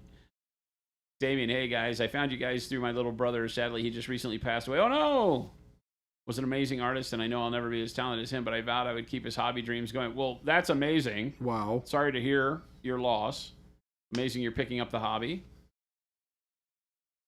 Got yourself the mega set and an airbrush. Wish you luck. Well, all the luck, and you got a good family of people here that can help give you all the insight you need. Yep. We are here to answer all of the... And Damien's, thank you so much for saying that. Again, much love out to you and your family as you deal with all that. But you have a tremendous community of people here. We are, functionally here to help you enjoy your painting more. We make tools that help you along that route, but we're really here just painting. And as you see, just talking with our friends on the internet. It's a great day. So glad to have you. Enjoy your time. Hope to see you back too. You've got a painted hate model from Reiner. Oh, really? Saggy axe. Try Wizard's butt. Boy, we are so far behind. I'm just going to go and catch up. And if I miss something important, retype it, please. Otherwise, I'll never catch up because it's almost 4 o'clock. Is it really? Yeah. Oh, my God. Yeah, and I've been... The Lord Discordant is what that model's called. And it's just a Space Marine, dude. Pretty sure. Huh. Box of Tabletop had to jump to your phone because you have the entire Ultramarine ship. Awesome.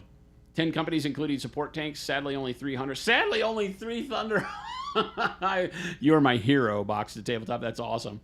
I just love it. For me, that is the vision of 40K I can never attain, and that's what bums me out.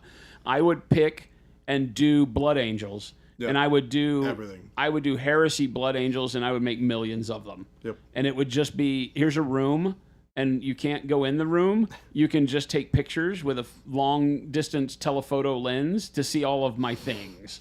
And I would just paint millions of them if I just had nothing but time, because that, to me, is 40K, or the whole Warhammer sci-fi world is embedded in those big, massive fights Yeah. with Titans treading amongst Space Marines, and it's just this whole embodiment of nothing but chaotic warfare. And I think it always bums me out when it's like, in order for me to really get it done and be able to play, I got to play Kill Team. I got to play, here's my 5 dudes. Because I just am not going to paint that many guys, you know? We can get you there, Jason. No, we can't. It's one kill team at a time. I know myself all too well. Don't tell me I can do it. I can't. I don't want to have those dreams. But I love that people have like the whole Ultramarines chapter. Like, here it is. Behold. It's all of it. 20,000 Marines. I don't assume that you have 20,000, but you get my drift. On a table that looks like 20,000. Might as well be. It's like it's like all of the Marines. It's like you have an entire company of nothing but Terminators, and I love that. Modern GW Chaos is, here's a children's cartoon of chaos. Give more of the demon-possessed cultist guys style.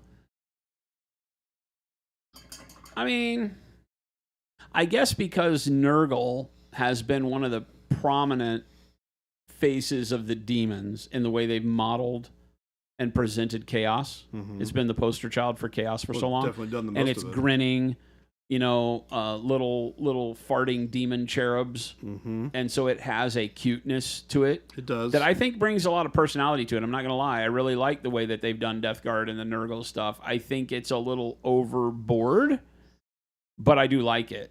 But it makes it very one-dimensional, you know. They've got some neat new World Eater models that I've seen. The Corn, I don't remember what they're called, but they're like big heavy duty dudes. The 8-bound? Huh? The 8-bound? 8-bound. Yeah. Because some of those models are really cool. Yep. Yeah, they're the ones without the shoulder pads. Yeah, they have no shoulder pads, but their armor is really cool. Looks like a mouth eating their head kind of a thing. Yep. So there's some neat models that they've come up with, but again, it's just angry red dudes. There's just nothing to it, you know. Although I'm not sure if I was the guy they were talking to, it would be great to meet someone else with the entire chapter box of table. That'd be awesome. I don't know if it was you. There's a picture dating way back from a guy that in like 4th edition, 5th edition had built the entire Ultramarines chapter at the time, you know, which was still just 1,000 Marines, right? It wasn't, I don't think at that point in time they had really dug into the fact that the Ultramarines broke the rules and had way more dudes. It's true. Yeah. You know, that while they had done the codex and everything, they had absorbed like all the people, had all the stuff. But he had 1,000 Marines. Right? That's crazy. He had 10 companies of 100. Yeah. That's crazy. Yeah, full scout company that was nothing but scouts with like one scout leader model that he'd custom done. More rhinos than you could shake a stick at. I love rhinos. Whole fleets of predators. Dude, old metal Thunderhawks. There's something about the rhino that is just so iconic to me. Well, it's the M100, I forget, whatever the APV is that is in the Western military. It's basically a straight rip of a real tank. Oh, really? Yeah. Oh. Well, in a general design sense. Sure. You know, it's that APV style that's existed forever, and it's great. I love it. You keep your hate inside, right above my shame, left of my regret. I'm going to laugh. That's Wad. When Wad sends us a photo of his shelf, and there's literally a box that says shame and regret next to his hate box. Leo, Twitch person, what's going on? And says, I must stay awake to work. Keep your eyes propped open. Oh my heck. Jason expecting us to A, remember what we typed. B, claim with a straight face that anything I said was important. I mean, I give you credit every now and then. Controlling the dust in that diorama room would be awful, right? Yep. Yeah, we just have to have a big like suction fan, and every now and then you'd lose a model. They would just get lifted sucked up into the fan. Oh God. No, the room would have to be hermetically sealed so no dust would be able to get into it. Has its own HVAC with its own cleaning units, right? You can't actually open the door to get in there. It just has viewports, right? It's like going to the aquarium, right? It's just all glass walls. No dust in it. It's just one huge diorama of 10,000 blood angels. Dude. I would say if I could stop time and not age while time was stopped, that would be my thing. Yeah. Yeah. As long as I could stop time and have like at least a dude that works at Papa John's Pizza stay alive with me, Oh, yeah, so I could have that's some good. pizza or something. Pizza does sound good. You know, Big Army's doing big stuff. Yeah. So the world of Epic, when Forge World was doing Epic 40K, I really loved the concept. The game didn't play great. It was very basic, right? There weren't a lot. I mean, well, they grew to have a lot of models because they brought out like Tau and Tyranids and all that stuff. So there was a lot of stuff, but just nobody was playing it. It was just as expensive as 40K, and you had to buy more blisters, you know? And it was all Forge World, so that made it even worse. But the idea of being able to field an army that had that same feel of millions of dudes, and then amongst your little groups of dudes were monstrous titans, you know, and flights of bombers, and it just felt more like a mixed group of warfare that 40K is. It's true. Not just your dudes and spammy metagaming. That's why I much prefer to have like cool, diverse armies when I put like armies Like together. I always want to have a dreadnought, whether they're meta or not, because I just feel like they're cool, dude. Yeah. I mean, I got into these games because they had big stompy robots. I didn't get into these games to play humanoids. Yep. You know, I get that there's humans, but I don't care if the meta is so War Machine bummed me out more than anything in this realm, right? In like Mark II, where it became spam machine. It was just units of dudes. Yep. Because their dude models weren't any good. And you were just spamming models I didn't care about because that was the way the game was best played. And I'm like, no, I got into this game because you have steam-powered mechs. Yep. Like, I don't want to play. So I played mechs and lost every game and got really bummed out because I was like, well, now my game's not even fun. So it takes the love of the hobby away from it because I do paint the things to use them sometimes. Yep. You know, that was kind of bummer. And 40K's done the same thing, you know. About 1,700 Marines boxed to tabletop, mostly because I had collected the entire chapter prior to the Primaris being released. That's awesome. Sassy Nurgling, best Nurgling. The Nurglings are the best part of 40K right now, man. It's just, they're great. I just have a whole army of nothing but Nurglings. They call them little lords. And I love how in the books they like fart and barf and laugh about it. And the Marines are like, you know, that's them gracing you with some sort of favor of Nurgle when they fart on you. Diarrhea on your shoulder. I could use a little less favor from Nurgle. Yeah, exactly. I'm not trying to have Papa Nurgle's favor. That's some... I mean, I get your pet's cute, but keep the farts to yourself. Yep. Like the Dark Angels or Space Wolves or Black Templars even listen to them. We don't need no stinking codex. That Guilliman guy. Always daddy's favorite. Well, You based your original chapter on the complete chapter breakdown in the 3rd edition codex. That's awesome.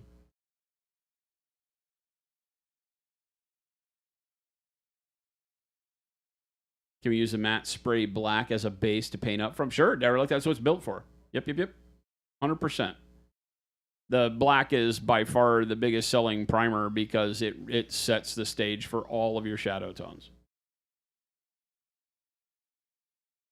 Not just functional from a primer and tooth and allowing you to paint over the top, but because it is one of the most important colors on the model is your shadow layer.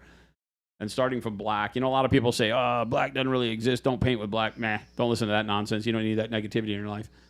Black sets the stage for everything because it will darken the first layer of your paint that you put over it and really lock in that shadow on the model.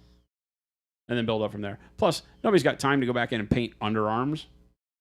Prime them black. Then you don't have to worry about it. They're already painted. Done. True. The man speaks the truth. Zazan asked, do you guys have any advice on painting skin tones? Watch Jordan this Yep. whole stream. Take some... I think I even just started with Shadow Flesh. So Shadow Flesh, Bright Shadow Flesh, and then Warm Flesh is literally all I'm using. Just with some glazes. Obviously her creepy skin is not that mixture.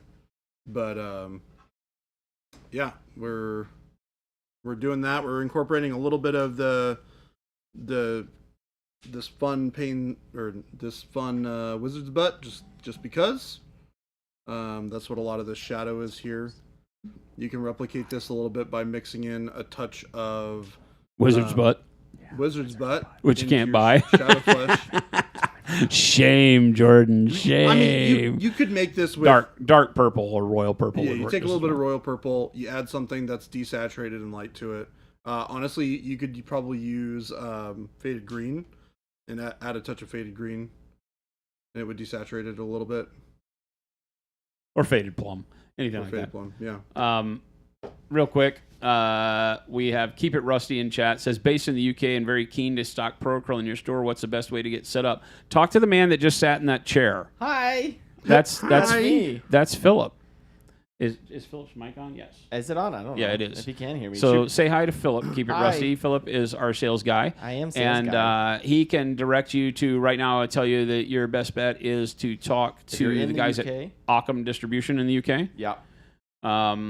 And they can get you set up as a store. But you can contact us at support@monumenthobbies.com. And Philip monitors all that, and he can get you all the information, get you the right contacts over there to get you set up. We'd love to have you on board. Perfect. See, I didn't even have to talk. Jason said, talk to me, and then said all the things I needed to say. There you go. Well, he's going to have to talk to you after this. Yeah, exactly. I'll do the precursor talking. Yeah, you got to do the real work. Yeah. I'm just like, here is beautiful Phil. It is. I am beautiful. Never let anybody. Jason's tell you superpower otherwise. is stop time and have pizza. I Oh, mean, that sounds great. it's not bad. I'd do it. It's not the worst superpower. Does time... Can I start time again? Yeah, when does time... That's what I was going to ask. I was like, can I stop time and, like, it Or is starts my again art- and I'm not eating pizza? Like, Yeah, is my arch nemesis, or do I have to have a sidekick that starts time? Like, that would be very awkward. Because then you're like always like one of your superpowers outdoes the other one's superpowers, right? So like if I had to have a sidekick that started the clock again, then what do? Like, is your sidekick immune to the stoppage of time? So, He's got a suit. I have to build him like a temporal suit. Yeah. Oh no! What Got if a the suit? big bulb helmet on. And then all of a sudden, like, the suit gets a tear in it because he's a klutz, and all of a sudden he's stopped in time, and I can't you're use his screwed. superpower And to start time again. And this is a Twilight Zone episode. You're now stuck in time. Oh my That god! or you need Now, to periodically here's- decide to turn time back on. Do you age while time is stopped? No, Or we do said you I don't. stop even though you're moving? Yeah. Okay. Yeah, so you live infinitely, and I mean, you can eat pizza as long as you want. Then. Well, that's the thing. I have to be able to turn time back on to get the things I need, and then stop time again. Yeah. So I could turn time on for a couple of hours a week while I went grocery shopping. Yep. Yeah. And then I would have to stop time and I could do my thing. But eventually I would have to let time run long enough to restock the grocery stores. Yeah. So another week. Yes. So I would have to, every now and Unless then, you're I'd have to always let a moving. week of time really pass. And then I could stop time for as long as it took me to eat out the grocery store's Yes. stock. It And the takes you a grocery week store to would eat out feel a like it whole was grocery really store? weird that, hey, we just got a delivery yesterday. Where did it all go? Yep. And then they would build security devices in the grocery stores that would make it harder for me to get my groceries. If- This is if- just a loop of bad. But if time stopped, would they know? Oh, it must be a time thief. Like, Yeah. what Well, defenses no, are they they're going not to put gonna in the know grocery it's me. store? Well, That's this is like, how you this is just how turn I off time, spawn you my go and this you is kill how I everybody. spawn my arch nemesis is that I continually have It's to the manager of destock the the grocery grocery store. store. They finally figure out that the only explanation. Well, one nerd who works at Safeway says this is a time problem, and they It's that It's guy. not- it's not even that like a guy, vendor, and it's nobody just the stock guy. believes him, right? Nobody believes him, and thinks he's crazy, and so eventually he loses his job, and he starts sitting in his apartment just going mad, like that meme of the guy, and he's like the wires on the wall and Oh everything, yeah, from Always Sunny. and so he develops a way to like knock me out of my temporal shift while you're stealing groceries. while I'm stealing groceries, and then I'm caught, and then I have to commit murder. Yep. Kill him. I gotta kill him. naturally. And then you're fine. I gotta That kill him. is I'm the like, hey, natural dude, progression I've been of trying to things. do this like in the nice way, and you just had to go get Snoopy, and sorry, bro. Now you're dead. Sorry, bro. I've now killed you. Sorry, bro. You're dead. Sorry, bro. So now I'm the murdering time stopper, and that makes my sidekick turn on me because now I'm like Batman who finally killed somebody, right? This story is just getting worse and worse for me. I thought this was going to be a great altruistic way to paint Jason. 1,000,000 blood angels. No. And all of a sudden, no, it's just a Twilight Zone episode. Yeah, I hate to break it to you. That's not. I mean, if you didn't. no. What if instead of stealing, you left money on the counter for all the stuff you took? I could just go rob the bank That's what I mean. to leave the money. Well, then the bank finds out. And then it's the dude that Well, works at the bank that says, this is a time And the problem. bank only finds out Sure. if you consistently steal from them. Because in this storyline, the only reason the grocery store finds out is because you're doing it every week. If the bank's got enough money in it, you got enough money for a long time. See, the bank thing, if I just go to the bank and take money out every now and then and leave it in the cash register at the grocery store, when they do the accounting at the grocery store, they will have enough money for the groceries that are missing, Exactly. That's what and I'm so they saying. won't have it a problem. At the bank, they'll blame the tellers. Yeah. But you only have And to so steal the from the news bank headline once. would be like, rash across America, tellers thieving from the banks they work at. So then the banks go to all automated tellers with no humans that can't make mistakes, and eventually then one of them goes, aha, we have a time problem. We get there. And we get We got there. a time problem. We always get to the same We always get exact to it. location in the story. Comic book The logic. problem Someone is always figures it all out. of these things that you're talking about require time to be advancing. But he has to, remember? He has to, I have to. He has to turn on for a week for the grocery I have store to let get the grocery restocked. store restock. Because I will eventually take all the groceries that I like. Because he's going to one I'm not just going to start eating chickpeas because that's all that's left in aisle 17. Think about this for a second, though. How long would it take you to go through all of the food in a grocery store? Well, I don't like a all lot the of food, in the dude, grocery so it store. would probably be a couple weeks. I'm concerned for you. Jordan, there's no time. The time is not an issue here. He can stop time. So this is going to be over the course of a very long time. This is what I'm saying. Is like, okay, I guess if we're talking about infinite periods of time, then it doesn't matter. 'Cause Well, Jason only ages there a are week at more a than time. one grocery store too, so I guess I'm not giving that any credence. It would take a long time for them to figure it out, Yes. Yeah. but I would still be Eventually. I would still be me, you know. You age a week at a time, though. Who's your favorite disruptive whisperer, and why is it Philip? It's me. Oh, when I first joined, I was just whispering into the microphone about stuff. I guess he left my mic on. I was assuming. Box it of was Table Sop says, I would absolutely love to get my greasy Twitch stream hands on Wizard's butt. Send a note to support. You never know. We had people earlier say they were going to beg They're gonna and beg. steal. off. I see most of those emails, so if you, Keep it rusty, awesome. Yeah, I don't know that if Phil. you appeal- Our if you appeal office to is me- closed as of now, so it'll probably be tomorrow when you tomorrow. get your I email. won't see it till tomorrow. But we will get back to you ASAP. You guys are goat. I'm ready to drink the Kool-Aid now, says Derelictor. I don't know what we did, but thank you. Don't drink the paint though. Is it this nonsense story we're I telling? think it is. I don't. Yeah. How long ago was this? We never know what That was 5 minutes ago. What part of our insanity grabs you? That's No. the thing around here. Is it going to be because we make the best paints, or is it going to be because we talk about stupid Twilight Zone time stop stories? That one. I like that one. Yeah, I like that one too. I like that one. People like expect the best paints now. That's the hard part. Is that we've just done that to The ourselves. expectation has been set. Now The we have- expectations we are have set. gathered Now people you in just another got to way. throw out like fart jokes To and bad be fair- TV series. I like good paints. So all we need is a GoFundMe for enough money to continually make like the like home movies of these nonsense things we come up with, right? And then we could deliver all the entertainment we have Christopher, because we just go shoot this video of me as super time stop guy, but we have and Christopher. Philip or you get can to I be be the the guy that's stock- like, it's a I time want to be the problem. I want to be the stock boy, and you can be the bank teller. Okay, I like the idea of me being the bad guy in this.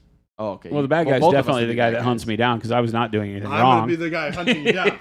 You're So, the, in you're the guy Jason- who in goes, Jason's "It's story- a time problem." In Jason's story, you get murdered, so you're okay with that? And yeah, Okay. I mean, he's a bad guy. I'm the mustache twirling guy who goes, "Yes, Mr. Guy who says we have a time problem. I concur. We in fact do have a time bandit. on our hands." You're right. If time stopped, how do you even cook the food? Is I it one of mean, those you things turn where, the oven on. But Yeah. then it doesn't heat up. well, you turn time on. So you're assuming Quick that stuff. time is like a physical construct of the universe, which it's not, It's not. right? I just stop everybody else from moving If he and interacts call with that it and and call call that it time time stop. stopping. Mm. But it's not really. Yeah. But for some reason, my superpower keeps me from aging. Because I believe the only reason we age is that there's other people around to see you get older. that's a thought. Ooh. If you were alone, you wouldn't age. Like, there were no other humans. Like, if we were to send a person to Pluto alone, and you went they back would for him never 100 die. years later, same age. They'd probably Be be insane. dead. Be insane, but same age. Let's test that theory. Who can we lock in a closet here at Monument? And No, they're still people. I vote. but not if they're locked in a closet, they can't be seen. They're still people. But they can't be seen. There's still people that Who- know of you, and the memory of you would keep you aging. Who's So the you person? have to outlive everybody who knows you. So what do? We kidnap a bit. Well, but This is the conundrum. this You makes give no it- sense. You give it 80 years. We would, everybody we you would know have to will be send dead. someone somewhere, like send them to Pluto, and then everybody involved in getting that person to I Pluto. love how has to this die. has turned into like now 2 movies. So this is we've now. Yeah, I'm so confused. I'm more ready. We're torturing people's brains now. Everyone's it's like is it government conspiracy? Like no, it's still Is there smoke coming out of my ears yet? Yep. Zazen, do not watch those movies. No, Does food rot during your frozen time? No. no, it's frozen. No, only the things I want to be active are active. So if I want to turn the oven on, particles become active and I can make fire. But I'm on board for this. yeah, but bacteria and micro things don't like make my food bad. They don't grow. If they can't grow, then your stuff can't go bad. I'm making the rules here. Don't you guys? Yeah, this is my fantasy. Don't you guys don't bring you- your reality into my fantasy? Yeah, exactly. I'm Subject sending you all that logic mini. to Can I this. be paid in Wizard's butt? It's a gift. You do not need to pay me. What are you sending? Awkwardish? What? What mini? Oh, Wait. the platypus. Platypus? Oh my God. Awkwardish. If you Yeah. do, you can have some Wizard's butt. We need to send Mike some Wizard's butt too. Okay, Oh, I'll get yeah, it we sorted. do. Mike, we'll get you some Wizard's butt. Mike. Baby Jay's the pizza joint guy. Oh, he's the guy that's He's the like guy in that on makes it the with me. pizza. He's in on it. He's the guy that He's like the winks at sidekick. me one day when I come in to get my pizza, and he's like, "I got you." He's your sidekick. Yep. I'm the He's guy pizza who's guy like, sidekick. all right, Jason. Man, some people are gonna have really bad sunburns. Dude, Oh man. no! Oh that'd be no! awful. Oh my God, can you imagine? Because like the sun Oh. is still doing its thing. It's just hung in the sky. It's all daytime for me when I stop time. Ow, my shoulders hurt. And so then when I start time back up, they're like, ah. Well, that sounds awful. Hold on. No, they'd probably be fine because the it's all like waves of radiation, right? So like, if time's not moving, then that radiation's not moving, right? That's how science works. I think. I don't know if that's how science works. I think we've abandoned science a lot. Yeah, I think we left- You know what? You're right. I don't think science has any place here. I like the idea. You lost science when All you those said yard unobserved things signs don't that say science is real, they're lying. They're lying. Jason, Absolutely. I They love the hold no idea. sway here. I definitely, when you were talking about the people getting really bad sunburns, I was imagining you just like opening up the front door outside of Monument Hobbies and seeing some person like walking their dog or something, and they were just like crispy toast. crispy. They're just like just gone. Oh, geez, I should start time again and let these people Yeah, get inside. seriously. I should only stop time at night when people are you sleeping. just tap Except them on the other shoulder. side of the world, then the people are baking in the sun. So it's a no-win situation. Yeah. I guarantee that if I could stop time, everybody when I started time would be naked. I would literally go take everybody's clothes off just Without for the hesitation. awkwardness of it, right? And I then would and then literally I'd like be pause like time. start time again, and I'd be the only one in my clothes. I'd be like, this is the reverse of that dream everybody has. Yeah, you couldn't trust me with the time stop. Like there was the girl, the gold watch, and everything was a show when I was growing up, and the guy had the gold watch that he could click the thing and stop time. Oh yeah. Yeah, Mm-hmm. yeah. So I would totally like just like like pull down people's trunks and bikini tops and everything, and just be like start time again to watch everybody's emotions. Let everybody freak out. It's like, hey, you guys realize all of you are naked? Oh my gosh.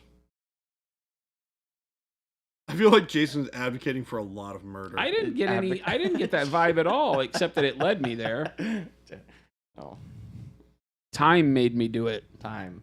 Time. Oh, here we go. What about the bacteria in your stomach? Well, that's me. Yeah, That's just part of my ecosystem, so all that keeps moving. working. I feel like I need to be sitting down for this conversation. It's 4:15. Yeah, what happens It to is the 4:15. cameras during a time stoppage? Do they still see things that move or no? I would say no. I don't know. I don't think they would. Like, are they stuck on a single frame? Yeah, I don't know. unless you willed it to see you. Fire in an electric oven. This power seems weird. Well, I didn't say it was electric. I think my mic's actually on. Yeah, they are. Maybe it This isn't. is delightful. I feel like your power is to be an orc, where all orcs technically are the most powerful thing in the universe because they just will things into being. Yeah. Well, there was a long time thought in the 40K universe before they started going back to the heresy that the only reason the Emperor then the Golden Throne worked is because the orcs believed it. the orcs believe that he's the most powerful thing in the universe, and So so he their was. collective will kept the Emperor alive. That's what he was harnessing, was the power of the orcs to keep the Golden Throne So working. funny. So Which all you have I to want to do- be. I want that should be canon. Like if Games I'm all Workshop, for if that. you have an ounce of sense, that will be what you do, That'd be and you make the hilarious. orcs the reason that the Emperor comes back. Jason, I figured it out. What? All you have to do, go up to every orc you see, and you say, I agree that red makes you go fast.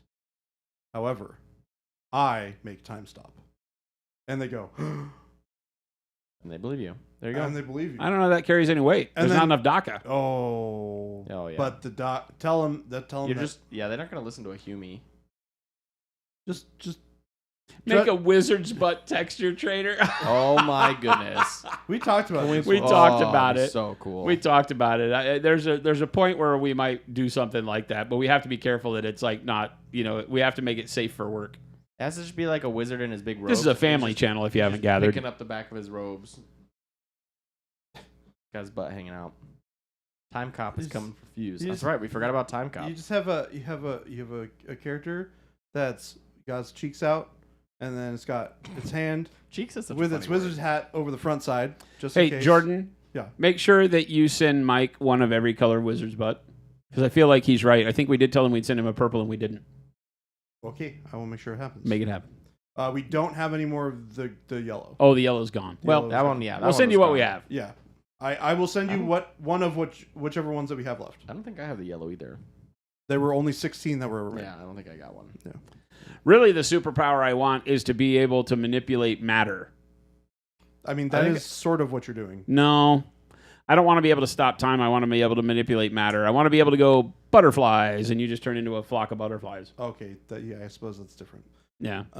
So if I turn That's into a flock basically of immortality, butterflies- right? Because if you shoot me, I'm like, I don't believe in bullets. So you just want to be the Scarlet Witch. She was not quite that powerful. She's pretty much that powerful, I think. Then how'd she get beaten? Yeah, Jordan. because it's a story. Because she's also She's insane. a bad guy, and she's got to have the ending where she dies. Well, no, remember in Wasn't the that- movie, wasn't that House of M? she, It was House she of M, yeah. realizes Yeah, that House of she M, was yeah. a bad person, and then she was like, "Okay, now I'm gonna die." I don't think that's how House of M ended. No, that's it how was the movie because of ended. Agatha. Yeah, Agatha did it. Wait. Okay, Agatha. Okay, all right. So I've been watching the Agatha show. I have not been. It's actually pretty good. I haven't watched anything. Oh, I since don't Endgame. have chair full. I only have Phil. I can't show you Jordan. Oh. Yay! You guys have been seeing me all day. It's me. I did not realize that in House of M that Agatha was like a thing that existed. I didn't realize she was as big of a character in Yep. this universe as she is. I haven't read House of M in a long time. I do know that the Scarlet Witch is like ridiculously powerful though. She's gone through. She's like Phoenix, the Phoenix Force. She's gone through a lot of power Yep. creep and True. scaling in the Omega universal level, one. whatever. Like in the beginning, she wasn't that powerful. She was just another spandex wearing magic caster Well, it's like Iceman, right? Like type Iceman thing. is Like is Iceman now wasn't ever. considered- The Angel wasn't ever that powerful, Yeah. and then all of a sudden he was And, with yeah. like Archangel and Apocalypse and all that Nerds. stuff. He was huge. yeah. Cyclops was nothing but a pushover, and then he was like the most he was- powerful yeah. mutant. You know, it's like, how does this happen? What's happening? Man, the Power creep is weird. new Apocalypse model came out for. Oh, it's really nice. It looks I pretty really cool. want to play that crew because it seems very cool. I love that you can Is Apocalypse and the Four Horsemen? So it's actually even cooler than that. Oh, So you have Apocalypse, okay. and then there Purple is guy. a list of horseman models that you can take in each slot. Oh, okay. So, So- it's not just one because he's had so many. It's a whole chart. So you Nice. can take multiple different characters as Death. You Yeah. can take different characters as Famine. That's super cool. and then you just assemble them in As- your list. Yeah. as Yeah. you're Oh, that's going. super cool. They Yeah, just took super they just cool. took from all the selectable models and they ran yeah. a bracket race online of who was going to be Who the was one gonna for be the release horse. that they painted up in the studio. Dallas was painting up Toad today because Nice. Toad won over Cyclops. Toad Maybe I won don't for remember. a who it was. horseman. That's hilarious. Yeah, he's the horseman. He's got to be Famine. I think right? Toad, So- Colossus, Yeah, it's Toad, Colossus, Iceman, Iceman. Wolverine, Sabretooth. No. I'm talking the ones that won this time Oh, around. Was oh, yeah, Toad, like the ones where they're Colossus. Wolverine, I think. Did Wolverine win? Or was it Sabretooth? I don't remember. I'm just trying to think of models that I've seen Dallas sculpting. We got to go. We're done. Yeah. It's 4:20. I gotta Holy go home. cow! 421. 4:21. Thank you so much for hanging out with us, chat. As always, we have a wonderful time hanging out, talking nerd stuff, watching Jordan paint way too fast. Yeah, I'm sorry. Dude, you're If there's one thing you learn from our stream is, please, children, don't paint so fast.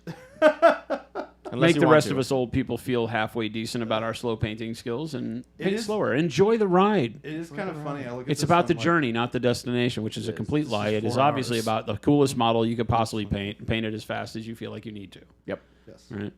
Don't worry. The road is long and arduous yet. Yeah, for this miniature. exactly. Do not fear.